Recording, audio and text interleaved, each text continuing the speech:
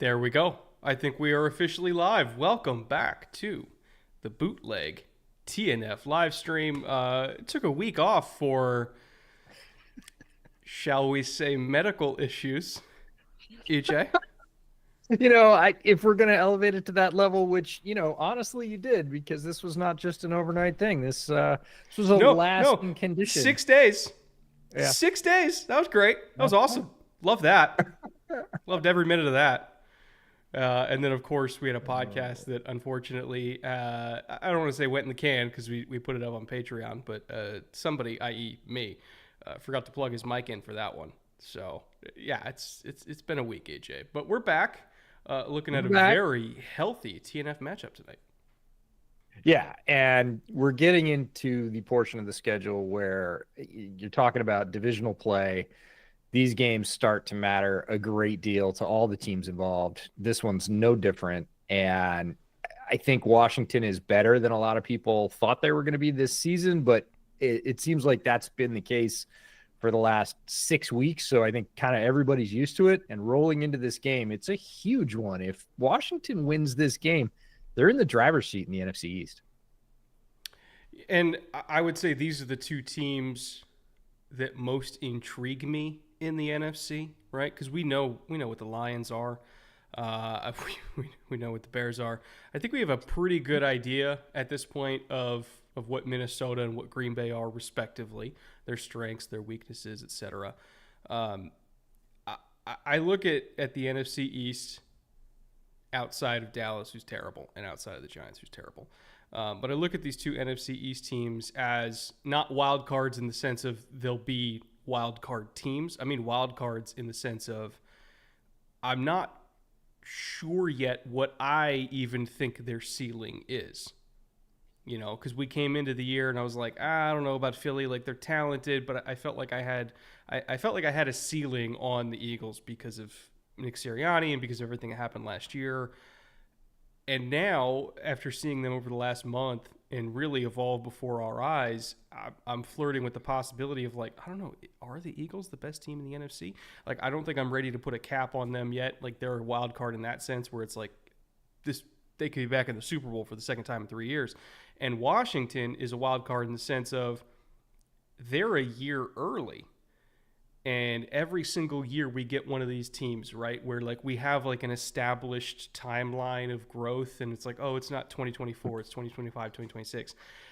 Yeah, no, fuck that. It's 2024. And so they're a year early here and they're a wild card in the sense of maybe they could actually make a real run here because Jaden Daniels has been spectacular. I tried to say phenomenal and fantastic at the same time. I thought it was going to be phenomenal and spectacular, which was going to be spectacular, which didn't sound right. But, they've got, I don't want to say elite weaponry, but very capable weaponry. We love Terry. I have a soft spot in my heart for Noah Brown. I'm always going to love Brian Robinson. Even the defense has played better. Like we talked mad shit on this defense the first month of the season, and for good reason. But they have really, really stepped it up as well. So again, these are two teams that I'm not ready to put a ceiling on right now, and that's what makes this game so exciting. You talked about it with the weaponry, but we talked about the Commanders being early. What it really reminds me of is the Bengals. In the year they got Jamar Chase, right? Joe Burrow ran for his 2022, Jamar, maybe 2020. Yeah. Joe ran for his life, got the hell beat out of him. All of a sudden, he had receiver, and everybody was like, "Cool." As soon as they get an offensive line, and the Bengals were like, "Screw that, we're going this year." And that was one of those runs where everybody goes, "Wait, are they good enough? Are they for real?" And I feel like a lot of those sort of same tones are ringing true for this Commanders team. Like, whoa, wait a minute. Like, they've been good. They keep being good. I feel like if they polish this game off tonight, a lot of those questions are going to go by the wayside. Before we get any further, I had the Underdog map up for a while. Again, if you live in any of these states, this is for you. This is the first week that we have a bootleg pack on Underdog Fantasy. They let us submit some picks. So I'm going to throw that up right now. You can actually tail these all on the app. There's a bootleg pack. You go on there, you click it, automatically fills in for you. They are slightly different because I didn't take any of the alt picks on some of these. There's a couple alt picks that got swapped out just because those don't change from like Tuesday to Thursday. I got a little bit greedy on a couple others. But again, same general player, same general vicinity on all these on the bootleg pack that's at the link in the description below right now. Promo code bootleg up to $1,000 in deposit bonuses. And you get a Jalen Hurts free pick for tonight. You get Wemby on Friday and Saturday, and you get Aaron Rodgers on Sunday if you feel inclined to watch the Jets attempt to play football for whatever reason. So we got Terry McLaurin higher than 62.5 receiving. We have Devonta Smith higher than 52.5 receiving. Saquon higher than half of a touchdown. So we're basically just saying Saquon's going to score. And then this is the controversial one. Jaden Daniels lower than 226.5 passing. I want to explain why I heavily advocated for that when EJ and I were on the phone together putting this thing together. The Eagles defense is one of, not the 10, not the 8, not the 5. The Eagles defense is one of the 3 best defenses in the NFL right now over the last month of the season. They're elite in pretty much every single category you can think of. Their defensive line is playing spectacularly well. Their linebackers are stepping it up. Nakobe Dean's had a resurgence, or rather, surgence, I guess you could say. Surgence, yeah. These young DBs, I mean, really the key was once Cooper DeJean entered the lineup, like this whole unit took off like a rocket. But Quinyon and Cooper together are like one of the best young DB duos that I've seen in quite some time. Like Quinyon is unreal as an outside corner. Cooper's probably a top 5 nickel right now in the NFL in like the first 6 games that he's played. Like every single level of this Eagles defense has played its ass off. And, oh, by the way, you got Vic Fangio coordinating it.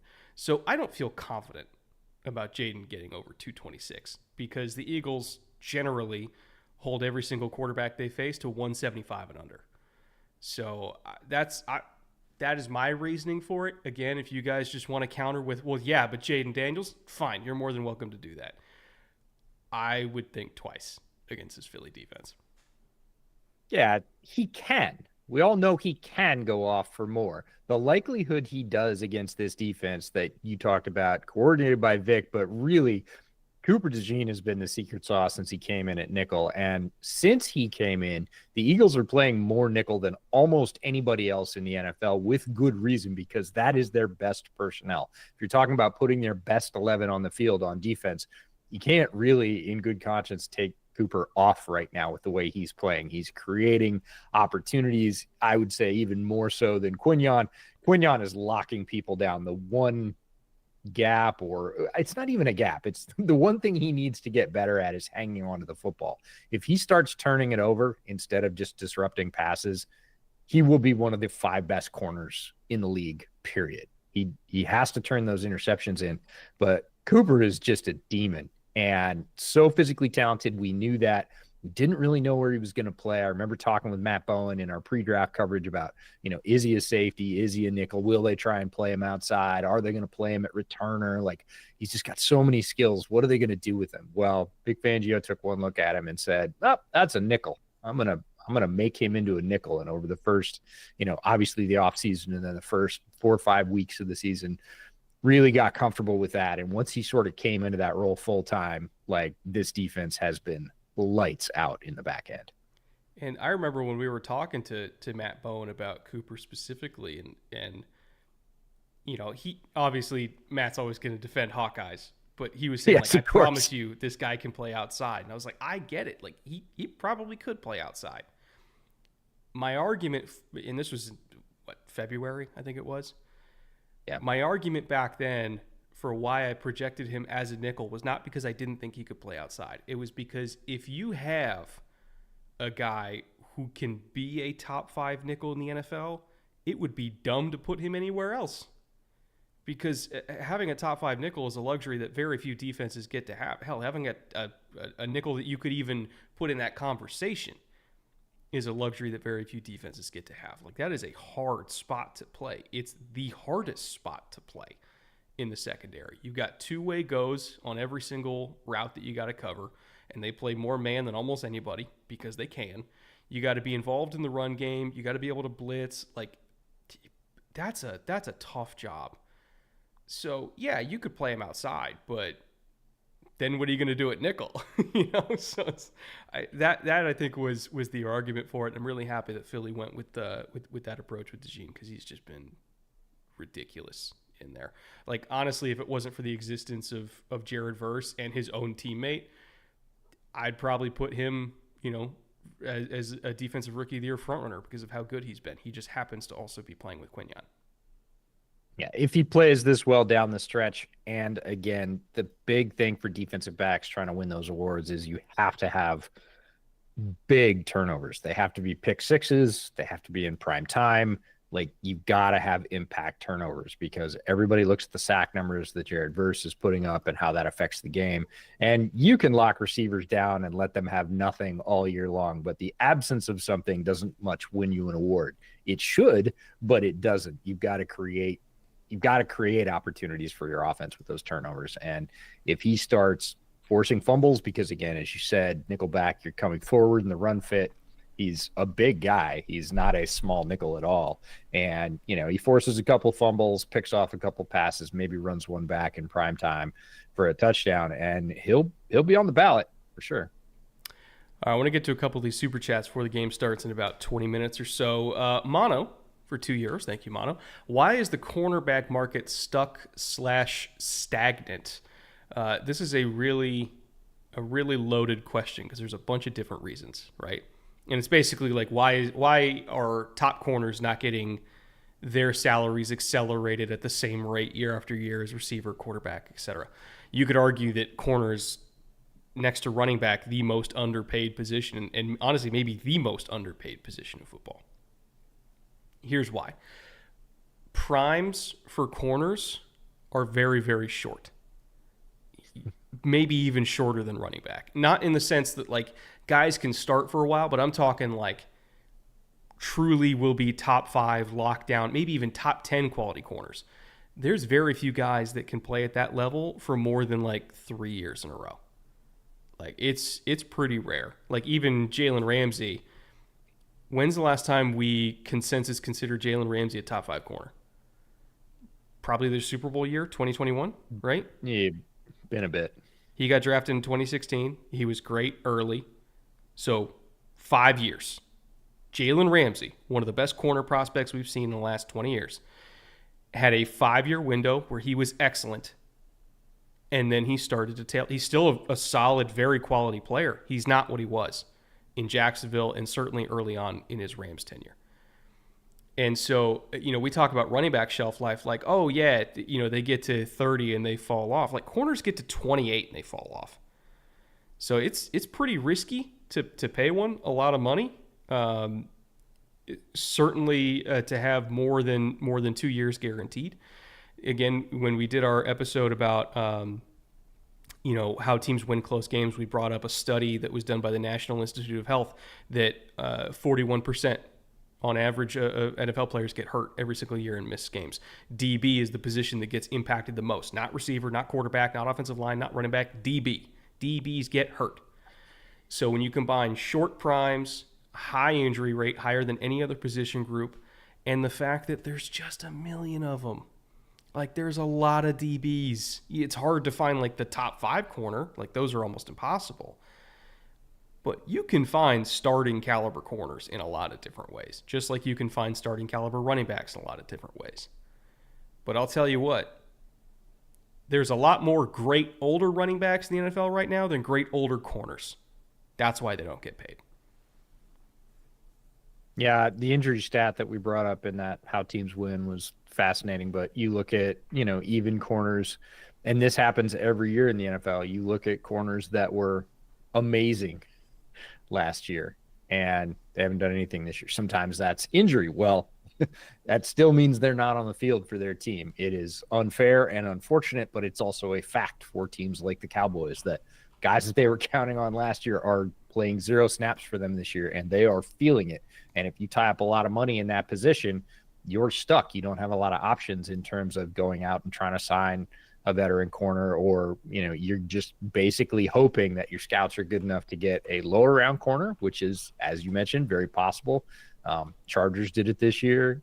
Teams do it every year. And then even occasionally UDFAs can be rotational guys. But if you're going to put out a UDFA against, a team's number 2 receiver every week for 11, 12, 13 weeks, you're going to feel it on your defense, typically. We had a related question from Telly Lee that just came in for $5. Reaction to Deommodore Lenoir getting a 5-year, $92 million extension to the 49ers. Very underrated DB who can play outside and the nickel position. Lenoir, again, that's $18.4 million. So this is a high-quality corner that has position versatility that's getting paid like a high-end running back.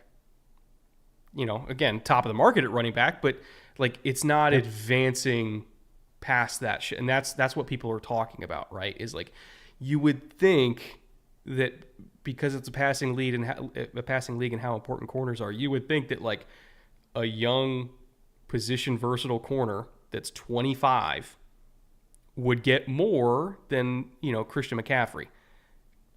That's it. Like that's the market, folks. That's the market. I will say I like the deal. We don't know how many years of it are guaranteed. We don't know what the structure of it is yet. At least, when I went on Over the Cap, I went on Spotrac. Neither of them had that information. I'm going to guess it's really a 2-year deal that's disguised as a 5-year deal. Maybe 2.5. Maybe it's like technically cuttable if things go really south after 2 years, but it's ideally going to be 3 years. And then they look at an extension when he's like 28. That's what I guess it's structured as. And if that's so, cool, because you're going to look back at the salary cap when it's gone up $50 million in the next 2 years, and you're going to have a starting corner at 18.4 and say, okay, yeah, cool. Like that's not a huge percentage of the cap. Physical player. They lean on him a lot. Nick Sorensen. He's a very good corner in their system. Let me say that. I think he's a good corner. He would be a good corner in a lot of systems. He's a very good corner in their system. Is he elite? Nah, for me, he's right underneath that. But again, hard to find, and somebody that Nick Sorensen can really lean on in that defense, not to take away half the field. We're not talking about an island. We're not talking about a true lockdown. We're talking about you can have your third with no help and be good. And that's important. You need guys like that. Obviously, 49ers are very comfortable with him in that system and felt good paying him. All right, next one from Alex Tracy, again for $5. Thank you, Alex. Need fantasy advice, Goff versus the Jags or Daniels tonight? Oh, boy, Goff for me. Goff, 100%. Also, when is the correct time to start listening to Christmas music? Love the content as always. When's the appropriate time to? It depends on what kind of Christmas music we're talking about here. I mean, if you want to throw on like a little bit of Mannheim Steamroller, like that Christmas album from the 90s, go for it. But I think, you save the Sinatra for like mid-December. Please tell me. I love the distinction. I love the distinction, but let me tell you, if you're my daughter, it's a week ago. Oh, well, she's a kid. Kids, I mean, this is like their Super Bowl is the next 6 weeks. I know. I was like, hey, there's Thanksgiving. She's like, whatever. It's like, oh, I've failed. I went into Williams-Sonoma because I was knife shopping. This was... I don't even want to know why. There's a thing called plausible deniability. For no reason in particular. That's right. I was not actually knife shopping. I might have looked at knives while I was there. But this was a week before Halloween, and they already had it going. And I'm like, okay, that's where I draw the line. Like you can fuck with Thanksgiving. You can fuck with Thanksgiving. That's a football holiday to me, not a real holiday. Don't come for Halloween. Like I take that personally. Like you have to wait at least until November 1st. That's the rule. For music in stores, I think it's different. Like if you want to throw on a little bit of whatever your favorite Christmas music is, anytime after Halloween, that's fine. But like, don't be pumping Christmas music before Halloween. I too was in a few stores where it was already going, and I was like, wait, is it not, mid-October? Nope, it's mid-October. Dude, forget Michael's puts out the Christmas trees for like Labor Day. Yeah. I'm like, what? What are we doing? Like, okay. What are we doing here? All right, Shantron for $5. Thank you, Sean. No cussing on Super Chat. So take two. What are the Colts doing with a with a wild card spot? So take two. What are the Colts doing with a wild card spot at? Oh, okay. I understand it now. All right. I had to read it Translation, what the fuck, Colts? Yeah. Here's the thing. The reason why they benched Anthony Richardson in the first place was because they were a 500 football team that could have very easily been a 6-2 football team. And they felt like they weren't getting consistent enough quarterback play to translate those close games into wins. Again, we just did an episode on this about how teams win close games, right? And for all the explosive plays that he generated, if you're throwing at a 39% clip, you got to do something. You got to do something. And to pull yourself out of the game, I know people say like, oh, that didn't matter. Trust me, that fucking mattered. Like, that mattered a lot. Okay? It can't not matter in an NFL locker room. Your center said something about it publicly. Yes. Like, yeah, after Ryan the game, Kelly, the most tenured Colt. was like, sorry, man. Like, I noticed. Like, Like, obviously it mattered. You can argue to the degree at which it did, but it did. But the main thing was, we're throwing at 39%. Like, they had to make a change to try to win these games because they were close. They were in it. And I know Colts fans could say, like, well, it's not about this season. It's about the future. Tell that to all the people who are going to get fired if they don't win. Like, they came so close to making the playoffs last year. They were one play away from making the playoffs last year. Okay? If they threw this season away and were one game away from making the playoffs again because they stuck with a quarterback that was completing less than 40% when they had Joe Flacco on the bench, who just led Cleveland to the playoffs last year, like, these people are trying not to get fired. Like, you have to look at it from that perspective. Fans have the luxury of saying, well, I care about what's happening 6 years from now. These guys don't. They don't get to do that. They care about what's happening, like, literally right now this week. And so they benched Flacco for the same reason they benched AR, and they went back to AR for the same reason they went to Flacco. They're trying to win. They're trying to win. They're still in it. They're a game back from the wild card. They are trying to make the playoffs so they don't get fired. That's what it is. So we asked, what are the Colts doing? Are they stunting the development of Anthony Richardson? He wasn't developing while he was playing. Like, you can't go backwards from 39%. Now, maybe him being on the bench for a couple weeks is going to be good for him, like it was for Bryce. But, like, they're trying to win. That's what they're doing.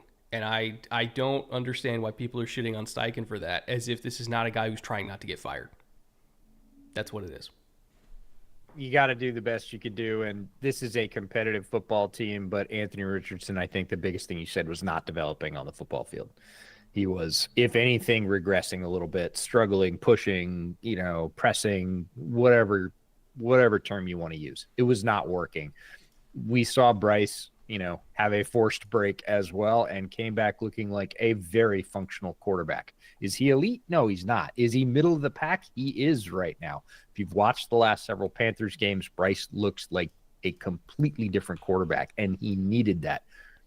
If Anthony Richardson's smart, he'll call Bryce and say, what the hell did you do, man? Because I've got some time on the bench here, or had now some time on the bench. Hopefully he used it well, because young quarterbacks do need a break sometime. It was discussed for Caleb this week. It's a different circumstance. I don't think it's the right one necessarily.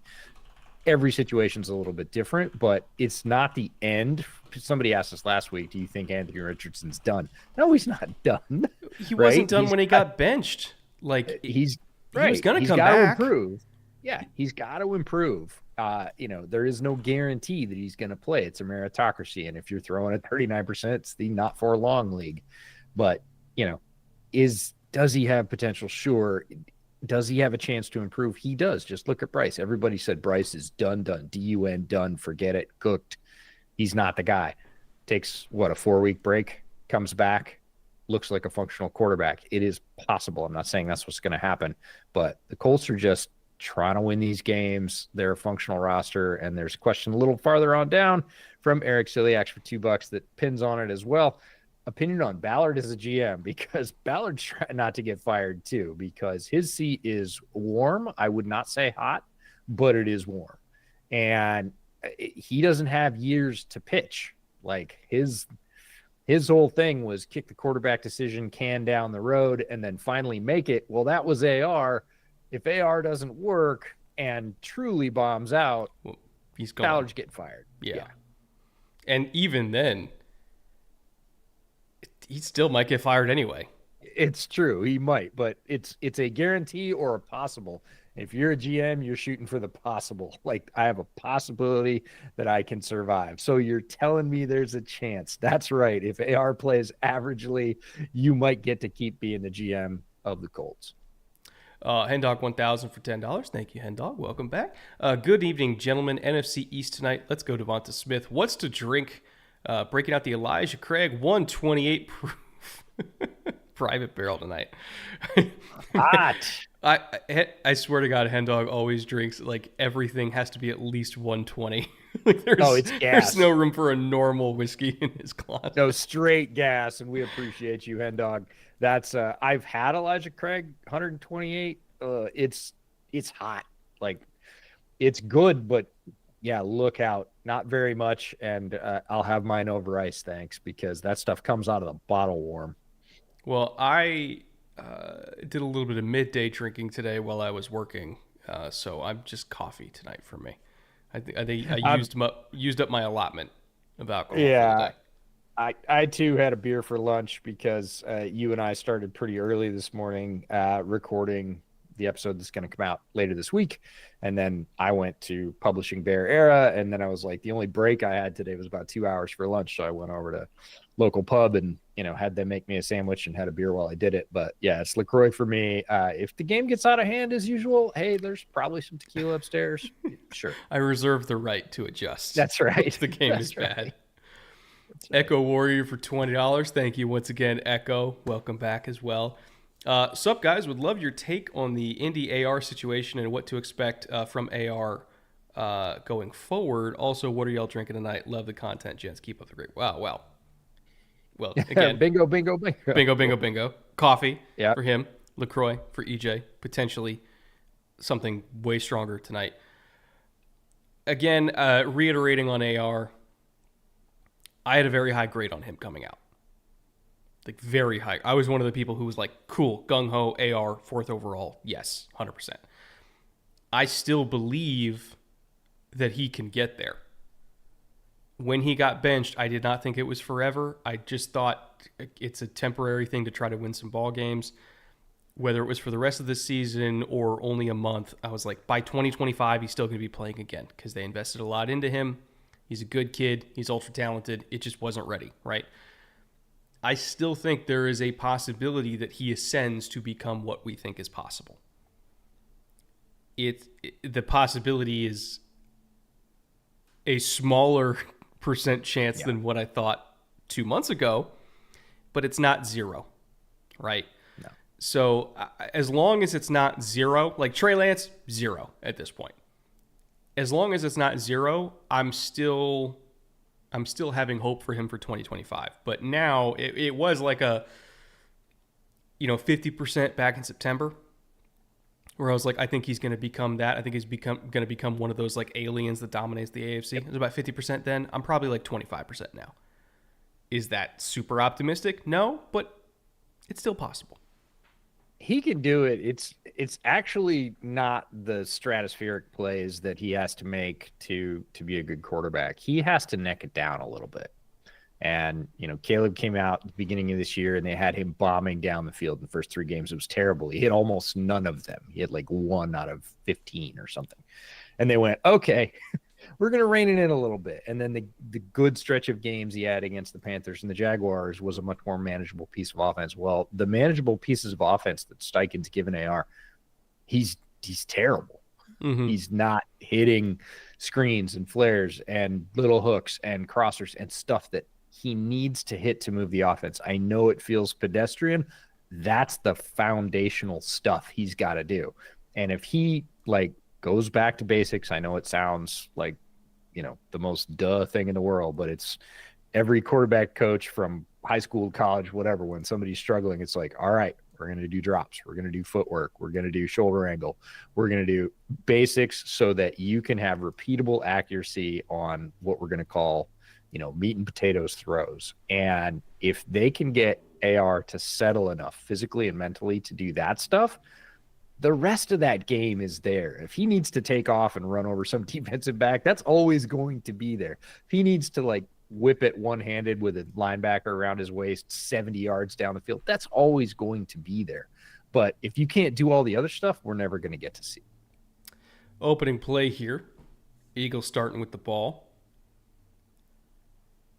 And a play call that we see so often from them, that little orbit motion out of a nub look into a flare screen. That is a clap. Oh, we got A.J. Brown already shoving people. How about that?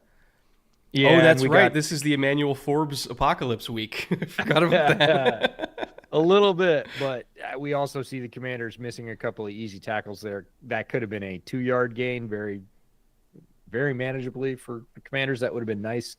Ends up being 8.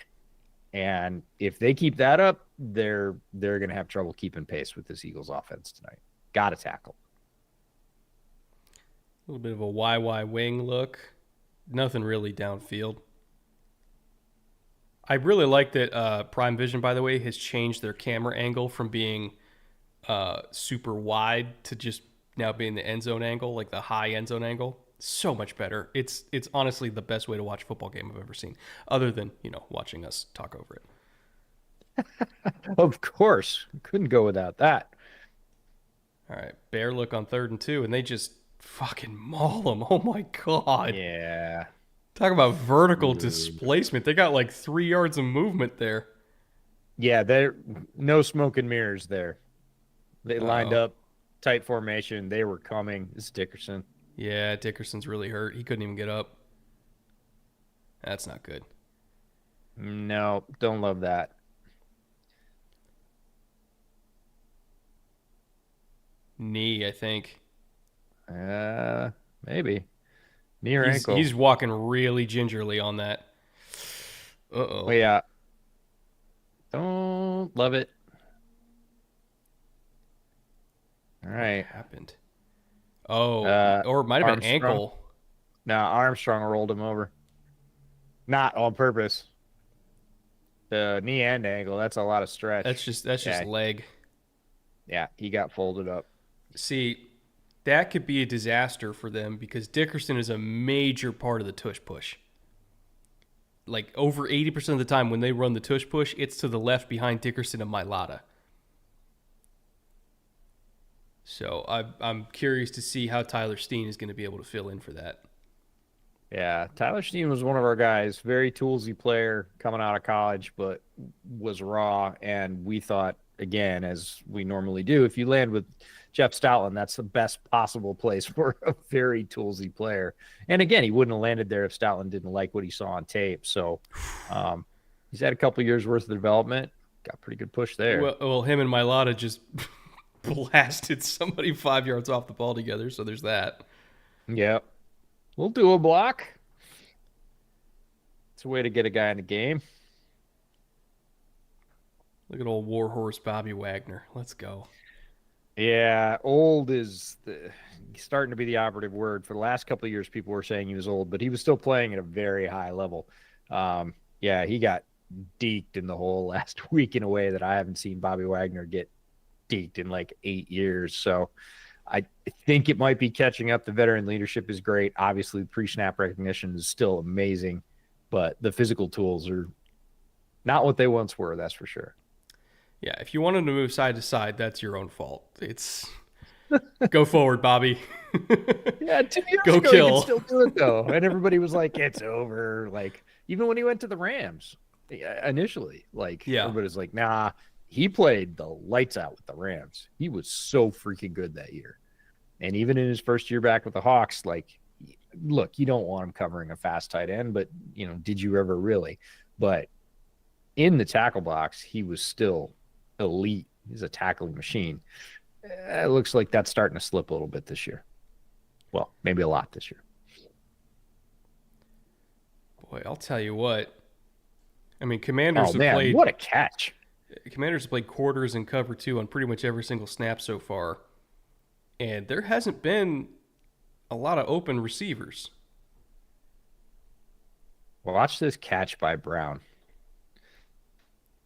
I always love it when somebody says, "Oh, he's got really good hands," right, about a receiver. That's really good hands right there. That is an absolute snatch of the football. Oh, and there he goes. Look out. Right when I say there's no open receivers, A.J. Brown gets to Puts it right on his numbers, too. Great throw from Hurts. In stride. Didn't turn him around. Literally put it between the ones. And that's the problem with A.J. Brown is once he catches it, he's not small and he's not slow. Like, he's not just automatically going to go down. Poor Mike Sanders still was like, oh, wait. I can't believe they still keep putting Sanders still in position to have to guard, like, Jamar Chase and A.J. Brown. Like, he's not an outside corner. Why do we keep making him do that? It's asinine to me. Well, it's not just the Commanders. We see that, I think, every year in players that, to be fair, ones that we say go outside end up playing inside and vice versa. But a lot of times we look at a player and we go, what he is really this. And I think Sanders still is very much an inside corner and very much a player who's still learning the position. And maybe they're trying to simplify it because outside corner, as you said in the open, is easier to learn than nickel. But from a physical skill set standpoint, I'm with you. It doesn't seem like the best match. Oh, okay. Because you do need. There's your tackle, though. It's funny. There's big nickels and there's little nickels. Very rarely do you see a little outside corner. Like it takes pretty special speed and footwork. Like and Jason Barrett. Yes, it's rare. It's rare. Jair Alexander, not the biggest dude in the world, makes it work. But like Denzel it's not huge. Yeah, it's not a common thing. No, you definitely don't see smaller guys playing outside in the league as much. In college, you do. Yeah, every year. Amik Robinson. Yeah, and Amik's still playing in the league, but he's playing inside. And is that Johnny Newton? Let's go. I told you we actually looked a little behind the scenes bootleg nugget. We looked at the Johnny Newton number when we were putting our group together for Underdog and considered it, but Brett was a little skittish against this Eagles offensive line. Rightfully so. Rightfully so, yeah. All right, 3rd and 22 here. We weren't predicting a second play injury to Landon Dickerson. Well, Johnny's coming out on 3rd down. So I'm just happy to see him healthy and back on the field because there were a lot of questions around the draft about the foot and whether it was going to heal. And he was absolutely one of my favorite defensive tackles, my favorite disruptive defensive tackle in this class.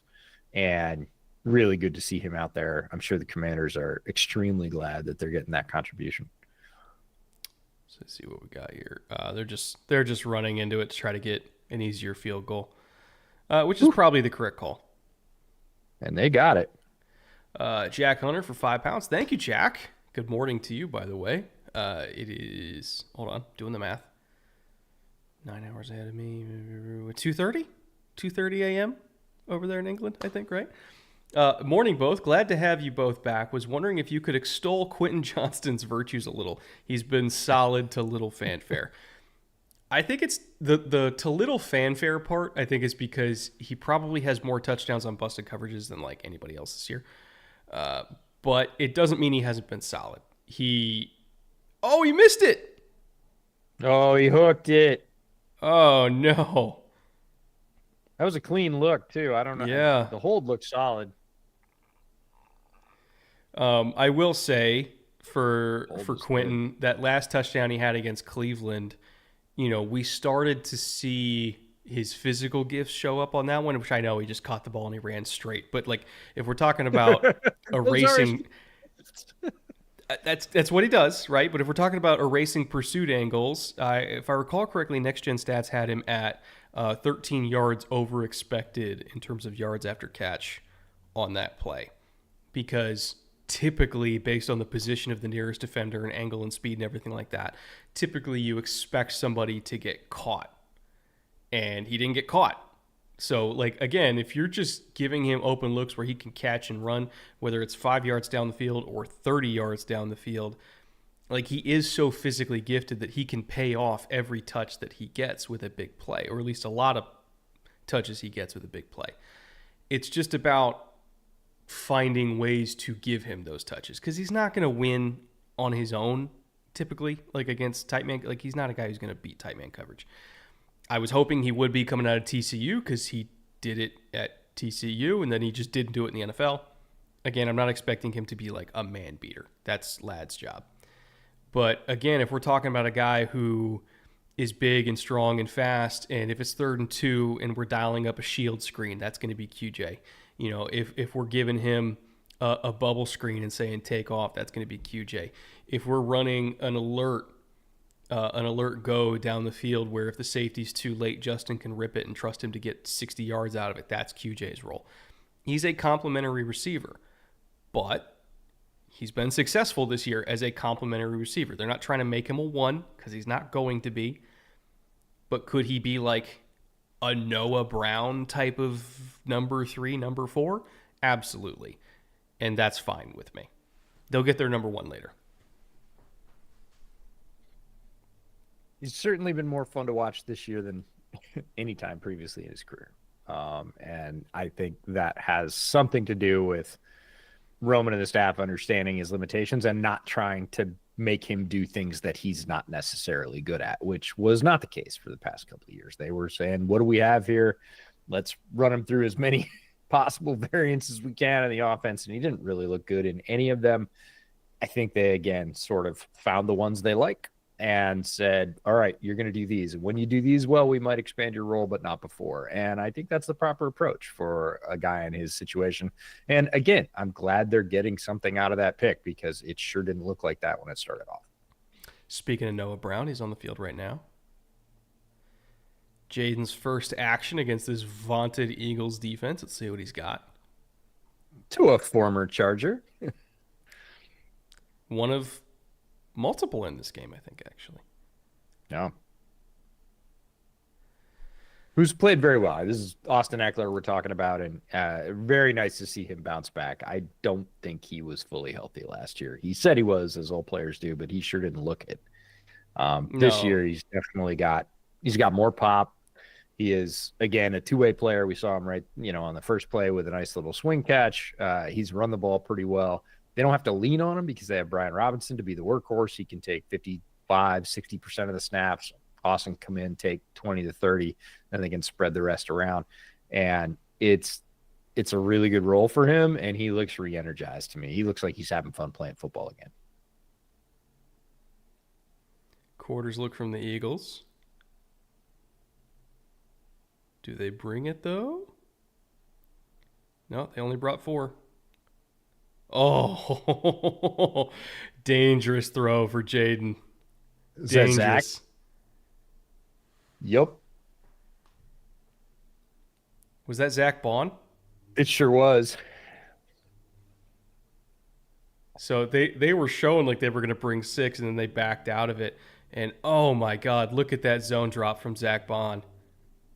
Look at the eyes and the extension. He's got the eyes from the very beginning of the play, but the extension is ridiculous. And honestly, we saw a bunch of those traits when he was coming out, which is why both of us were really excited about him when he got drafted. He went to New Orleans, and they used him in a very different way, and we just never got to see him develop. And then a lot of people thought his career they were just like, well, that's what he is. He's just not that dynamic, and he's going to be a special teamer. And, it's pretty interesting because, again, how he tried to sell Vic on him being like a backup outside linebacker special teamer in terms of what they were going to sign him for in free agency. And apparently Vic took one look at him and said, nope, that's my inside guy. And how he was if I recall I was like, what? In college, he was primarily an edge guy, right? I think they played him more at outside linebacker, right? A true outside linebacker. And, so he did have positional flexibility, but apparently Vic took one look at him and said, I don't know what you're talking about backup. That guy's going to start for me inside. And everybody was like, all right. And he's we're seeing so many of the qualities that we really liked in college, including that wild mobility. There's not many inside linebackers that are going to lay out, get two hands in the passing lane like that off basically a short slant drop. And Baun's been doing it all year. That's not like some new thing for him. He looks, I don't even want to say rejuvenated, because I don't know if we ever saw juvenated in New Orleans, right? He's just such a better football player, and it's so fun to see, because we really thought, hey, like, this guy's got a ton of talent. He's got a lot of things you want in that position, and it reminded me, unfortunately, of a lot of the linebackers that the Cardinals have drafted, right? Cardinals have drafted some super physically talented linebackers that we really liked, and they just put them in the wrong position. We never got to see them develop. They just kind of fizzled. And I feel like Zack was the same way. And now that he's getting to thrive, I'm so psyched to see it. Q Johnson for $2 says QJ's got to stick together despite being a Chiefs fan. There are dozens of us. Nathan Woolley for $5. Watching the game with my grandpa, a lifelong Commies fan, so happy as an actual team to root for again. And there's millions of Commanders fans that have come, I don't want to say come out of the woodwork, have reemerged from the forest, right? You know, like I kind of feel like a sleeping giant has been awakened in terms of fan bases, football towns, organizations. Like, and EJ, you remember it better than I do because I was very small, but like early 90s, DC football was, it was a huge thing. In the, late 70s when I lived in Crofton, Maryland, it was a religion. Like they were the team. There were no nationals in those days for sure. The basketball team wasn't great. It was, at that point, it was just a football town. And that went away for a long time. And we had Tom Grassi on Bear Era this week. And he was saying, when I talk to Commanders fans, when I was there on my stadium tour, they're saying, when Snyder leaves, we're throwing a parade. Like, that was their feeling. They're like, we'll pay for it. We don't care. We're going to be so thrilled that we got, they said, our football team back. And I feel like so many of them feel that way right now. And I couldn't be happier for them, because it has been a long, ugly road for that fan base. Man, hell of a run by Saquon. I know that only went for about 3 yards, but just that could have been less. That little skip that he did, and it just kind of taking the contact from the side rather than from the front, like just getting 3 yards out of the run. Too. I mean, not just pushing them, but they get to the line quick. Is Landon out there? I don't know. I don't know if I saw Landon out there. That's a first down for sure.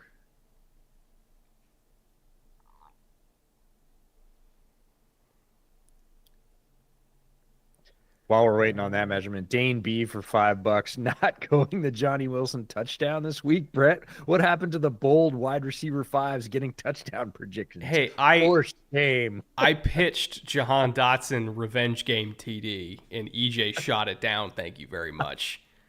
You're all welcome. So if Jahan Dotson scores tonight, blame EJ. He will at this point. Yeah, he will at this point. As you can imagine, we both get asked by friends, family, colleagues for fantasy football advice. Yeah,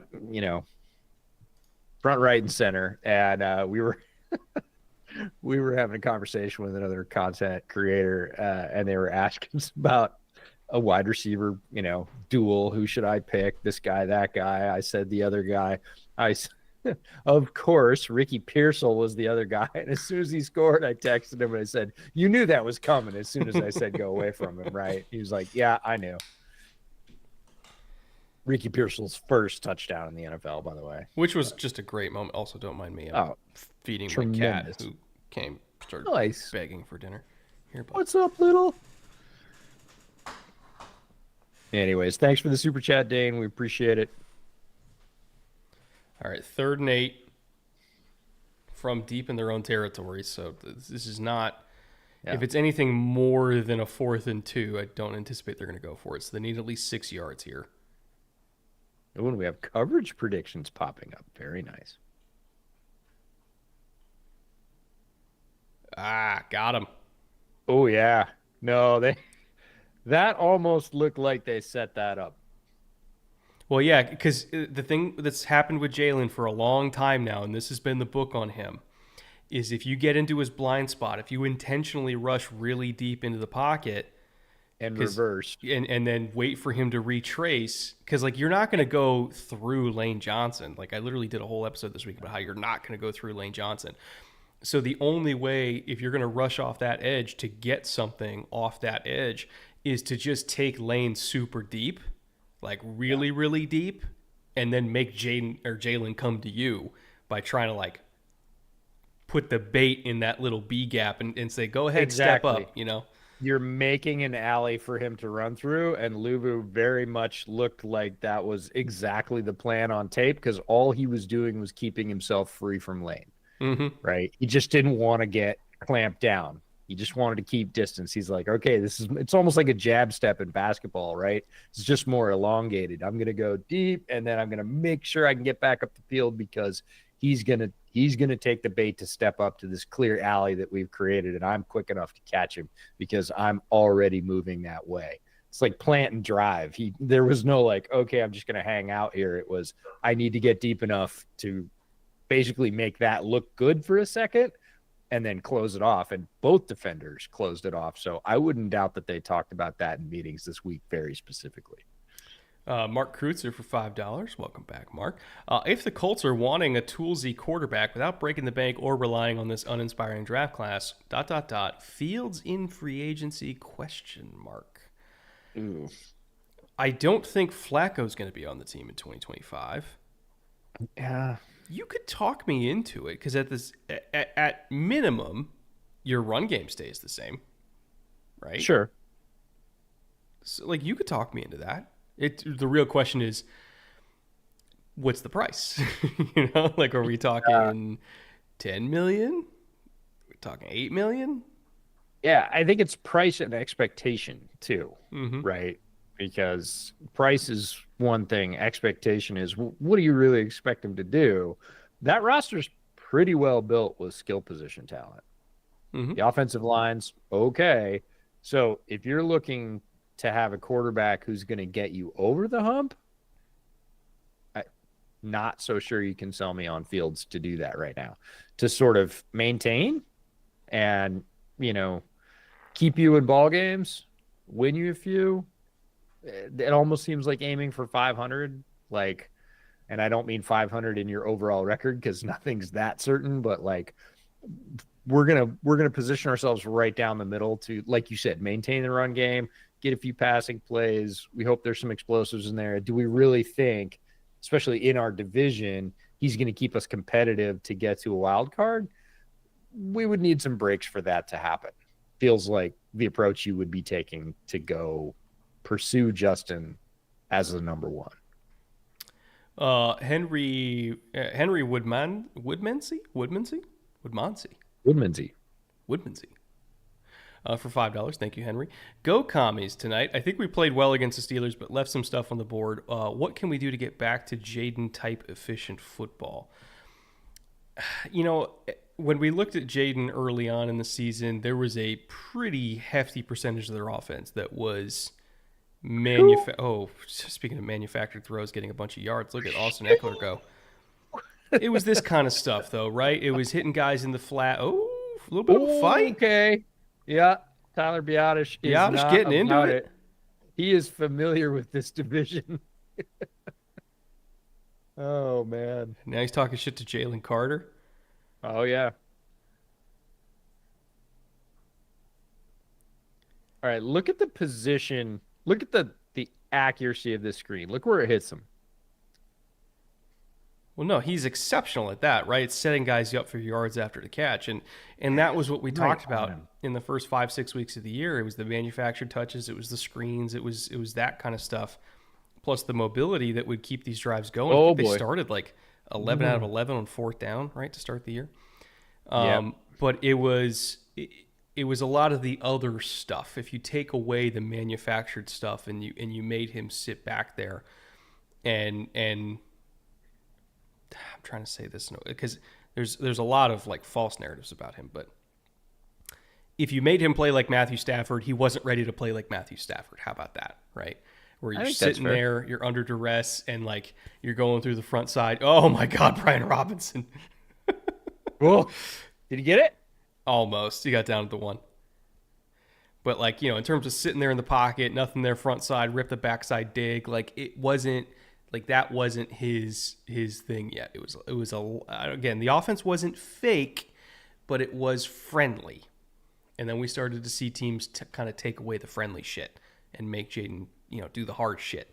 And that's been a learning process. It's not that he's not capable. Obviously, he's capable. Here we go. Commander's got a toe. Wow, these guys came to play. Yeah. And again, I don't want this to sound super negative because we're nitpicking. We're nitpicking the shit out of this guy, right? He's our offensive rookie of the year pick.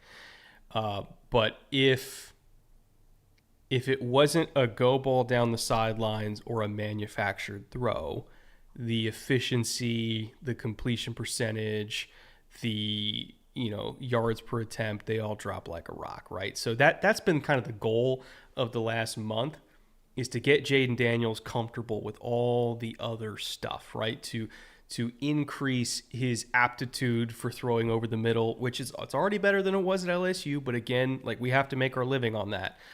So they're trying to get him comfortable with that style of play so that if the screen game is taken away, if the play action pass game is taken away, if the RPOs are taken away, which was over half their offense in the first 6 weeks of the year, they can still do other stuff.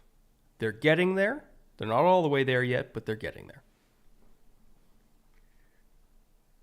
Okay, there's a super chat down the board I want to get to because I need to tell somebody to be very quiet. Okay. Michael Horn, $10 super chat. Who's an under-the-radar head coaching candidate? For me, it's Zach Robinson's success with Kirk Cousins, along with his own work under Sean McVay as a quarterback's coach that makes him such an intriguing candidate. Sounds familiar. Michael, yes, be quiet. Why? I need Zach Robinson to be considered like the fourth best head coaching candidate.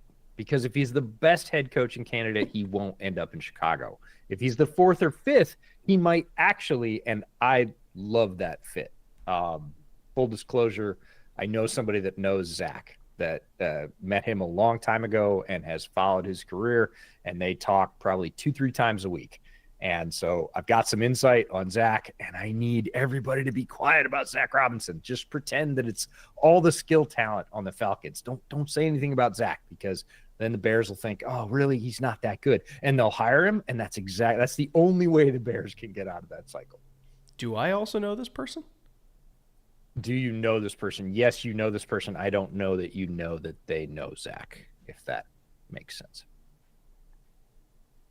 All right, these are going to be combine conversations when we're at Prime. Correct. Correct. We'll talk to you in February, whoever it is. No, great pick. I think Zach's work is tremendous. Just don't tell anybody. Shh. Just between you and me. JJP for $2. Odds for Tomlin Coach of the Year. Mike Tomlin's never won Coach of the Year? I don't think so. No, I don't think so. Hold on. Well, I don't doubt you, but I need to look this up. But we talked about this, right? Is that it's almost like MVP. It's like Tom Brady and MVP. They, for a lot of times, voters were like, yeah, there's Tom, but we got to get the next best guy, or else nobody will ever get it. And a guy like Tomlin, who's done so many great coaching jobs, Tomlin's never going to lose. He's never going to have a losing season, but we got to take the coach candidate that came out of nowhere. Of course, Tomlin's great. Yeah. I feel like it's the same logic that's kept him out of that award. You're telling me Mike Smith won a Coach of the Year award? Mike Tomlin didn't.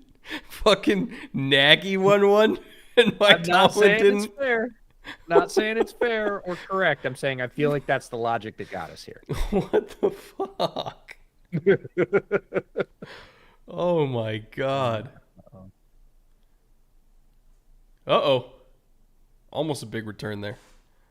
Yeah, it's good sized. That's a nice starting field position. Greg Sanchez for $5. What do you think the odds are the Chargers go after T. Higgins this offseason? Ooh, I think the odds are pretty decent on that one because that frees them up to not have to take a receiver in the first round, right? And at this point, they're probably going to be picking in the 20s. Tet McMillan's going to be gone. Luther Burden's probably going to be gone. God, who else is coming out really high? I can't. I'm blanking on all the other receivers, but are they going to get T. Higgins at the 24th pick, or at least an equivalent talent to T. Higgins? I don't know.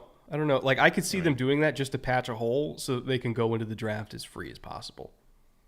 Oh, God, if Devonta kept that would have been such a sick catch. Oh, I want that. Yeah.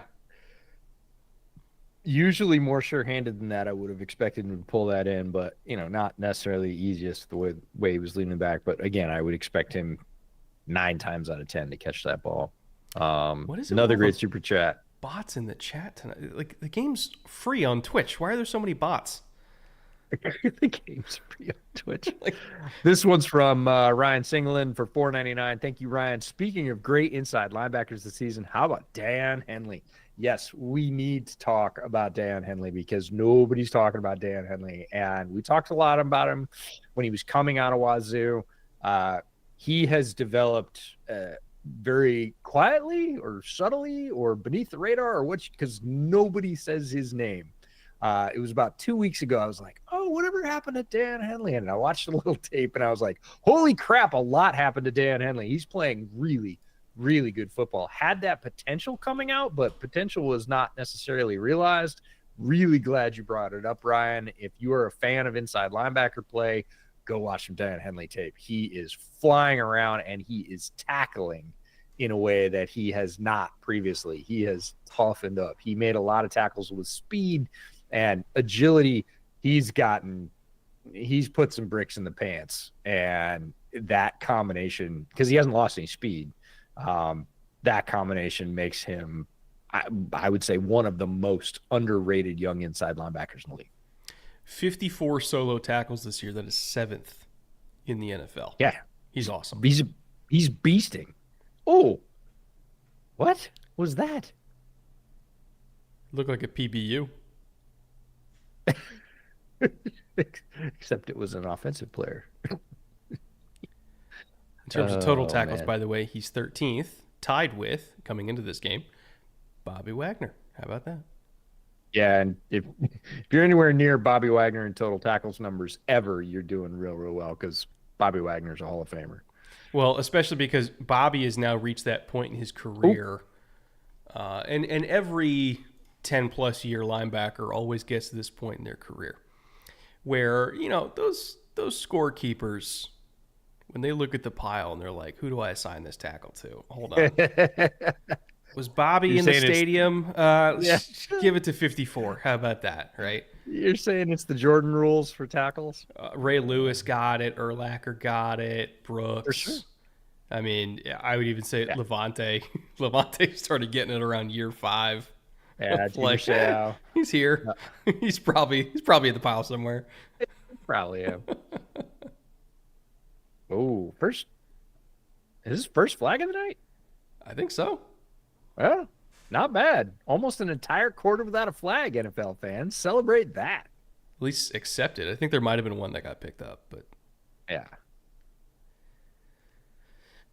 Jahan, man, what happened? I say this as somebody who was low on Jahan Dotson coming out. I did not like it when he was taken high in the first round. I thought that was not a good pick. And then he had a really strong rookie year, and I was like, oh, okay, I'm wrong. I accept defeat. And then I took the cheese.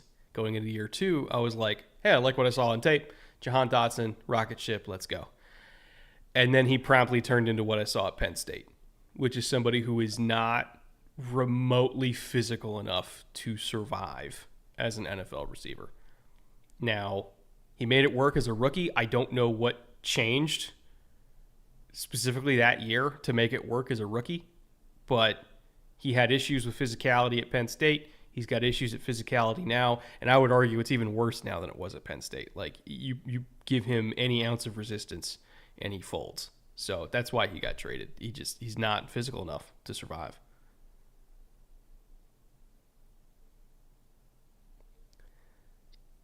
What were we talking about? Let him throw, rally, and tackle? Let him throw, rally, and tackle. Let him That's throw, the thing. rally, and If you take tackle. away the screens, you gotta make them do something else. Yep. And then they can kind of get into trouble there.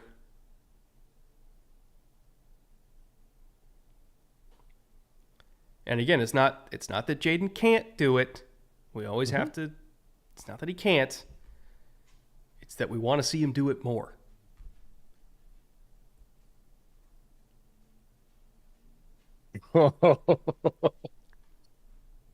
Oh man, those handoffs are always like, you take it, man.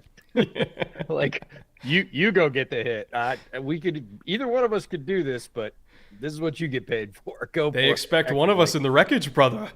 That's right. It's gonna be wreckage.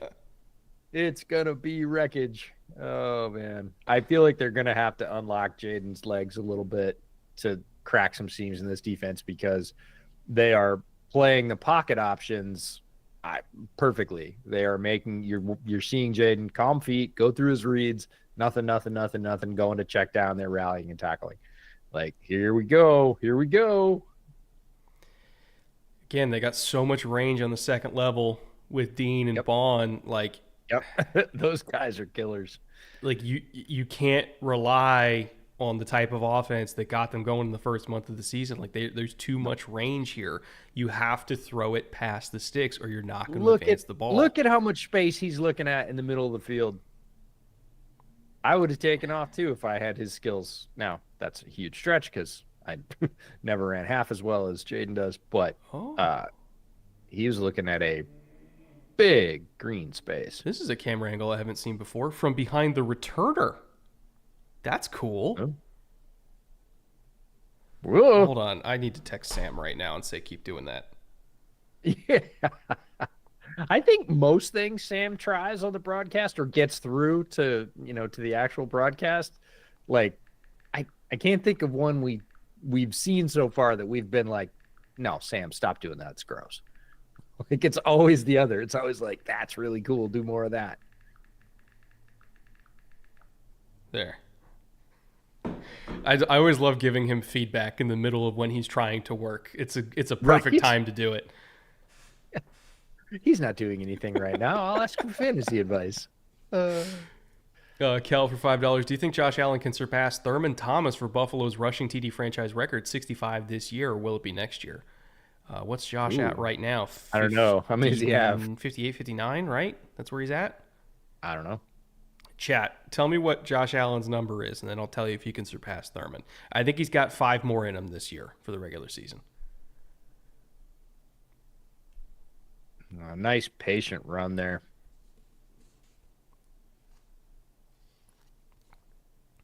I really appreciate that run. That there was a lot of ways to try and do too much there, and as a guy that watches DeAndre Swift's quote unquote vision every week, it's really nice to see somebody just kind of like not slow play it necessarily, but like just take what's there and not try and push the envelope when you still got blockers. Again, when your last blockers used up, gun it, because why not? I mean, you might as well, but he had blockers in front of him. He had a nice little pocket developing, and he was just kind of like, all right, I'm not going to do anything too crazy here, and ends up picking up a good handful of yards. He's at 57. Yeah, I don't know if he's going to get 8 more in 7 games. That seems like a lot. Order.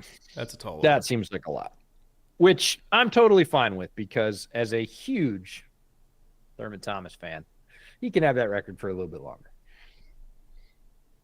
But it will be broken. Eventuality at this point, nothing else.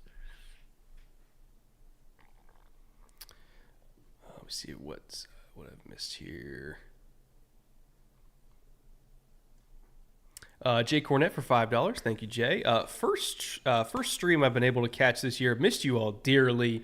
If you could be GM for a team, which team and what do you fix first? Well, I wouldn't want to be GM for the Texans because I like what Nick Caserio's doing, and I don't want to fuck it up. So right. I'll let Nick Caserio keep the Texans, and I'll let Joe Ortiz keep the Chargers because he's doing a great job as well. Do I want the Bears job knowing I'm going to get fired in 4 years? Here's one for you. When Ian Cunningham gets hired to be a GM. Yeah. I'll go be the assistant GM in Chicago so that I can talk Poles off a ledge and tell him not to spend fourth rounders on punters. And guess where we're drafting a center? Where? As highly as we need to.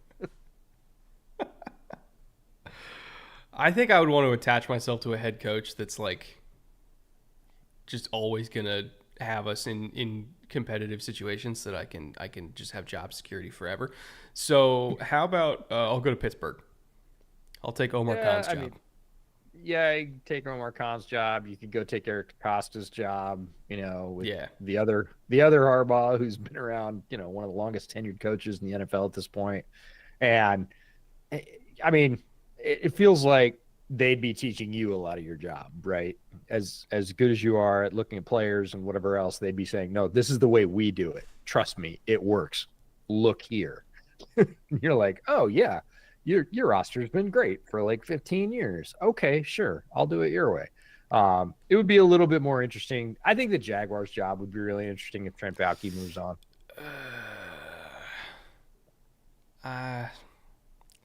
Okay, pick your coach. Ben Johnson? If Ben Johnson's my coach in Jacksonville, sure. Fine. Sure. Ben Johnson goes to Jacksonville. I get to be the GM. Hell yeah. Like, that roster's not bad. And they start making the offense move in really meaningful ways on a regular basis. There's a lot of defensive talent. Here's the thing with Jacksonville. The roster isn't bad. But if you're looking at the roster that it could have been just based on players that were taken immediately after their picks, it should be incredible. Oh. Man. Is that Jeremy Chin? Yeah. I think it was. Boy, he saved one right there. Watch this. If he doesn't get this, if he doesn't get Saquon's leg right here, watch this. He's got another 8 to 10 down the sideline. It's a really good tackle by Chin, who had a big interception last week. Green Bay would be a great fit for both of you. I mean, in terms of quality of life, probably, right? Because, if you're making that much money, goes pretty far in Green Bay, Wisconsin. But then I would have to work for the Packers. And I don't know if I want to work for the evil empire. So. Frankie Louvu. Nope. Again. Yeah, but that was more. Okay, so to be fair, that exact play got run on Sunday, and it had the exact same result. Like the third pitch or the second pitch never should have happened. Like you're basically looking at a defender staring at Jaylen. Like, don't just keep that. Like, don't throw it back to him another 4 yards with a guy on top of him because it's yeah, scratch that one. Didn't work for either team. I hate any play that forces the quarterback to be like 15 yards behind the line of scrimmage because there is no block on planet Earth that can hold up on a landmark that deep. Like, it's just not going to happen. Yeah, if you go past 12, your offensive linemen are going to be like, dude, you're just reducing my salary. Like, stop it. Like, it's basically like telling the edge rusher, like, hey, run in a straight line and then like slightly list to the left, and I'm going to be right there waiting for you. Like, that's right. It's bad. And there's no way that my tackle can run backwards as fast as you can run forwards. So, all right, going empty on 3rd and 1 billion. Let's go. Yeah. This is the offensive version of 0. And they're setting up for another field goal here. Yeah. Tell you again, Commanders' defense has been so much better over the last month or so, and it's not because they're better at playing man coverage. They're not. They still can't play man coverage. They've gotten a lot better at playing their bread and butter zone coverages, though, quarters and cover 2. Like, they're just very disciplined at it, and they just don't give you anything down the field.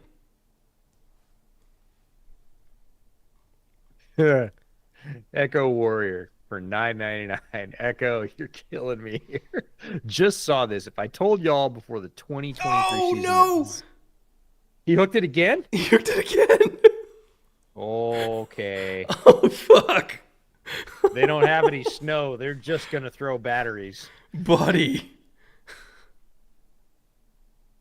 Oh, same kick too. Oh, Like no. exactly the same kick. Yikes. All right, so back to Echo Warrior. Just saw this. If I told you all before the 2023 season that Zach Wilson would have more wins than Rodgers from week 1 of 2023 through week 11 of 2024, what would your reaction have been? I would have called you a liar straight to your face. 100%. Complete disbelief, I guess, is the factual answer. No way. And it's an indictment of how completely the Rodgers experiment in New York has failed to come true. It has just not panned out the way that they thought it would. And because of it, people are going to get fired. I think everybody's getting. I mean, some people have already been fired, but what really tickles me, they fired Robert Saleh. Said, "Oh, we're an undisciplined team. Yep. You know, like we don't have an offense." As if Saleh wasn't also about to replace what's his face anyway, like Hackett. He was gonna make the exact same move that Ulbrich did, which was demoting Hackett. And sure, the offense got better since Hackett got demoted, but like that was gonna happen regardless of whether Saleh was the head guy or not. They fired Saleh saying, "Oh, we're undisciplined." They're still not disciplined. They're arguably less disciplined now. Their defense is massively regressed. Arguably worse. Like they were a top 5 defense in pretty much every metric that mattered when Saleh was there. They fired him, and now it's not a good defense. Like they can't even fucking tackle. You know, it's going to be a blow it up because of that. That was the strength of the team, was the defense, and they were trying to make the offense obviously come up to match. They drafted for that. They brought Aaron Rodgers in. They were trying to achieve balance, that cohesive team that we're talking about. Well, now the offense never got there. The defense has fallen off. Like all bets are off. Like everybody's getting fired. I'm really actually pretty surprised they didn't make more moves at the deadline, because I think they knew. But that's just admitting it to the world, like selling off your high-priced players who aren't going to be relevant in 2 years when you are. If you ask me if I wanted the Jets GM job right now, the answer is hell no. Like, no. But the fact that they treated him like a scapegoat when they were, I think they were 2-3. Like the season wasn't done. And, you know, the offense has improved since they got rid of Hackett, which is, there's a sack. And we knew that was what was holding him back, because it wasn't the defense. The offense has improved, but now the defense has regressed even further. So it's like if they never fired Saleh in the first place, they actually had an opportunity to turn the season around in a relatively mid AFC this year. Like they could be a wild card team right now. And honestly, like they deserve it. Like they deserve what's happened because they let Rodgers take over the franchise, and he is poison. It's on them. He's not a great GM, let's put it that way. And at this point, you are literally going to be tearing it down. And yes, all of a sudden, Eagles' defensive line has come alive. Remember what we said pregame? This is a top three defense, and they might not even be 3. They're hitting. Well, I think they are extremely confident in their coverage right now, the coverage unit behind them. They are fearless. They're like, we can rush kind of almost any way we want to, because those guys are going to hold up and we're going to get that extra beat that we need. And there's a ton of talent. We know that Howie's, big on defensive line talent, and they're just kind of going into hunt mode after this first quarter, which was really kind of hands off, testing everything out. And now, they are off the leash. They are ready to go. Oh my God, it's gonna be 3rd and 32. Oh, never mind. They declined it. They declined it. Yeah. What do you got in your playbook for 3rd and 32? Oh my goodness. Yikes. Well, EJ, are you feeling confident in your Terry McLaurin at 62.5 pick? I'm not at the moment. I tried to talk you out of it. Yeah, a couple of times, actually. But to be fair, there weren't a lot of other good options. No, the numbers on this one were pretty dialed in. It was tough. And he could still get it. Like, they are going to have to throw, right? If it continues like this, I do have confidence that the Eagles are going to get some points, probably later in the game, pull ahead, and Washington's going to be forced to throw it a little bit. And if they're throwing it, I still have pretty high confidence that McLaurin's going to be the target. Kind of has to be at this point. Like, they got to get something. At least, I mean, they've had success on the ground, but they got to get something going through the air. Connor for $5. I have my doubts about Harbaugh recently. Say they lose another heartbreak. Which Harbaugh? Oh, John Harbaugh. Okay. It's a relevant question now. Yeah. I've had my doubts about Harbaugh recently. Say they lose another heartbreaking playoff game. Would they / you turn down Ben Johnson or just Todd Monken? I think it's more likely that they would try to set up some sort of ascension of Todd Monken than bringing in Ben Johnson. But even then, I don't think Harbaugh's job is in danger. No. Like, they just went to the AFC Championship. They're in contention to win the AFC North again. Like, I realistically do not think his job is in danger. Your quarterback's playing at the MVP level, not an MVP level. Like, he is setting the MVP level. It is. I know the defense has dropped off tremendously. Like, they are one of the worst defenses in the league, which, again, sounds so strange, I'm sure, landing on Ravens fans' ears, but it's true. So we knew there would be a drop off. We didn't know that it would be this severe. However, Monken's offense has continued to ascend. They are literally one of the very best offenses in the NFL. So it's this weird Jekyll and Hyde team with the most high-powered offense in the league and a defense that's fallen so far. And yeah, you got rid of one of the very best coaches. I mean, not got rid of, lost one of the very best coaches in the league when Mike Mack moved on. But, you know, we knew we're like, 10 points, 12, maybe 15. That would be a pretty severe drop. We weren't talking about 25. Like, ugh. Yeah, it's tough. And the fact that they're still in contention with one unit that is completely not working is a credit to how far Todd Monken has pushed that offense up. All right, 3rd and 4 here. Man coverage look. Giving a lot I like of the tight set. A lot of space. Yep. Oh. See, Jaylen had Devonta, but he would have had to pull the trigger immediately, like catch ball and go. Right. And I think I couldn't see on the camera angle. I think they had a China with a 7 behind it. Oh, yeah. No. Man. No. Oh. He's going to want that one back. Yeah. It's funny, though, because the Washington defense is playing the Philadelphia offense a lot like the Philadelphia defense is playing the Washington offense. They're both, like, trying to keep both of these quarterbacks in the pocket, make them go through their progressions, and then say, okay, you can either run into the net we have waiting for you, or you can take the check down, your choice. What's interesting is he had both of them. He had Devonta and AJ. He had Devonta early and he had AJ late, and he just didn't take either one of them. Yeah, it's a bad throw outside. I think he thought AJ was coming back more, but there was no reason for him to be. And AJ's defender fell down. Yeah.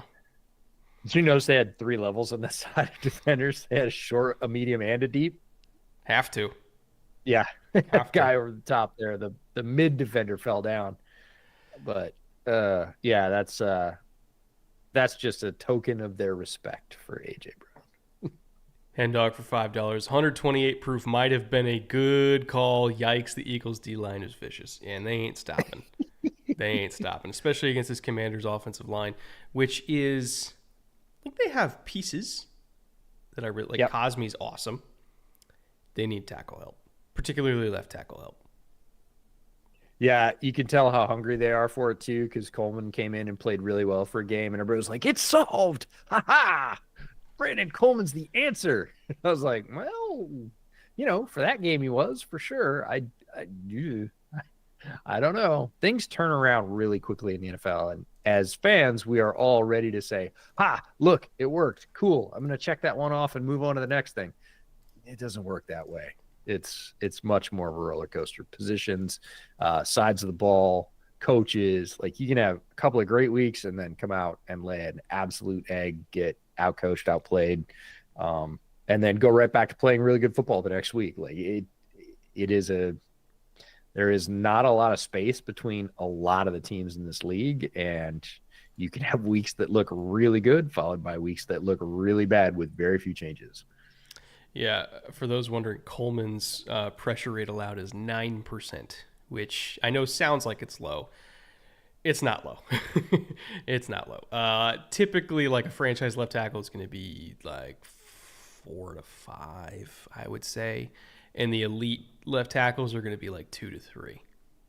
So, yeah, Cornelius Lucas has been way better than Coleman this year. Wiley's been better than Coleman this year too. I still think they need tackle help though. Again, it's not like the worst tackle situation in the league, but I still think they need help. Luckily, there's a couple good ones in this draft class that they might look at. Yeah. All right. Another screen for the Commanders, bottled up immediately. Cliff, please do literally anything else. How did Deommodore Brown get 5 yards out of that? Like he shouldn't have. He should have gotten a loss of 1. Yeah, it looked like he loss of 1, gain of 1. Maybe he ends up at the very end of that play. Wow, that was impressive.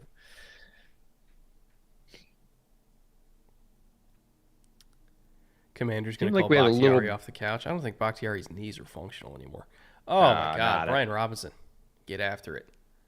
Yeah.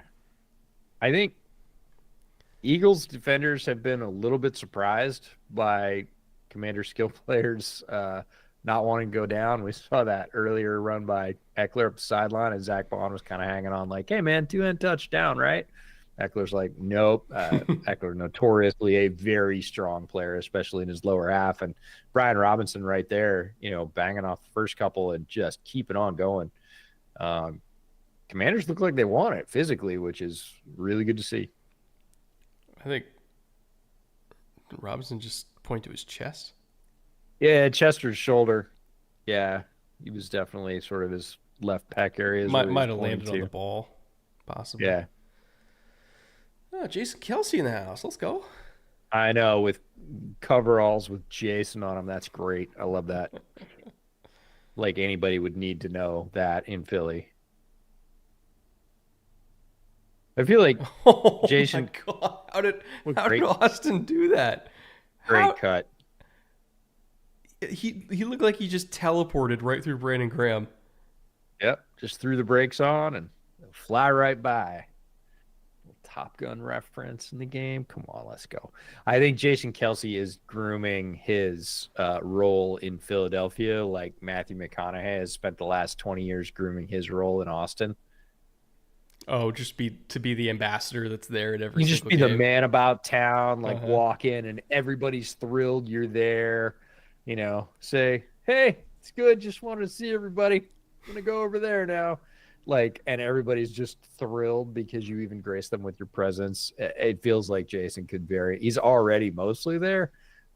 He could just keep that going. I mean, he never has to pay for food or drinks anywhere he goes. It's not a bad life. No, not a bad life. And everybody's happy to see him when he walks in. Like, who's going to be pissed off when Jason Kelce walks into your bar? Like, oh, that bum, he dropped. No, he's a freaking hero in that place. It's amazing. You got one-on-one outside of the boundary if you want it, Jaden. You want to be a hero? Nah. Let's see. Nah. He looked at it. Oh, I feel like both of these. I feel like this is ratcheting up the pressure, actually. Like, the more plays we see where they look at options 1, 2, 3. No, check down. 1, 2, 3. No, check down. Go to the other side of the ball. 1, 2, 3. Check down. 1, 2. I feel like it just, the longer we go, we're just waiting for one of these teams to break it. And neither of the defenses wants to allow that to happen, obviously. And it's just like you slowly turn. Feels like one of those chess matches that's a really slow burn for like the first 3 quarters of the pieces.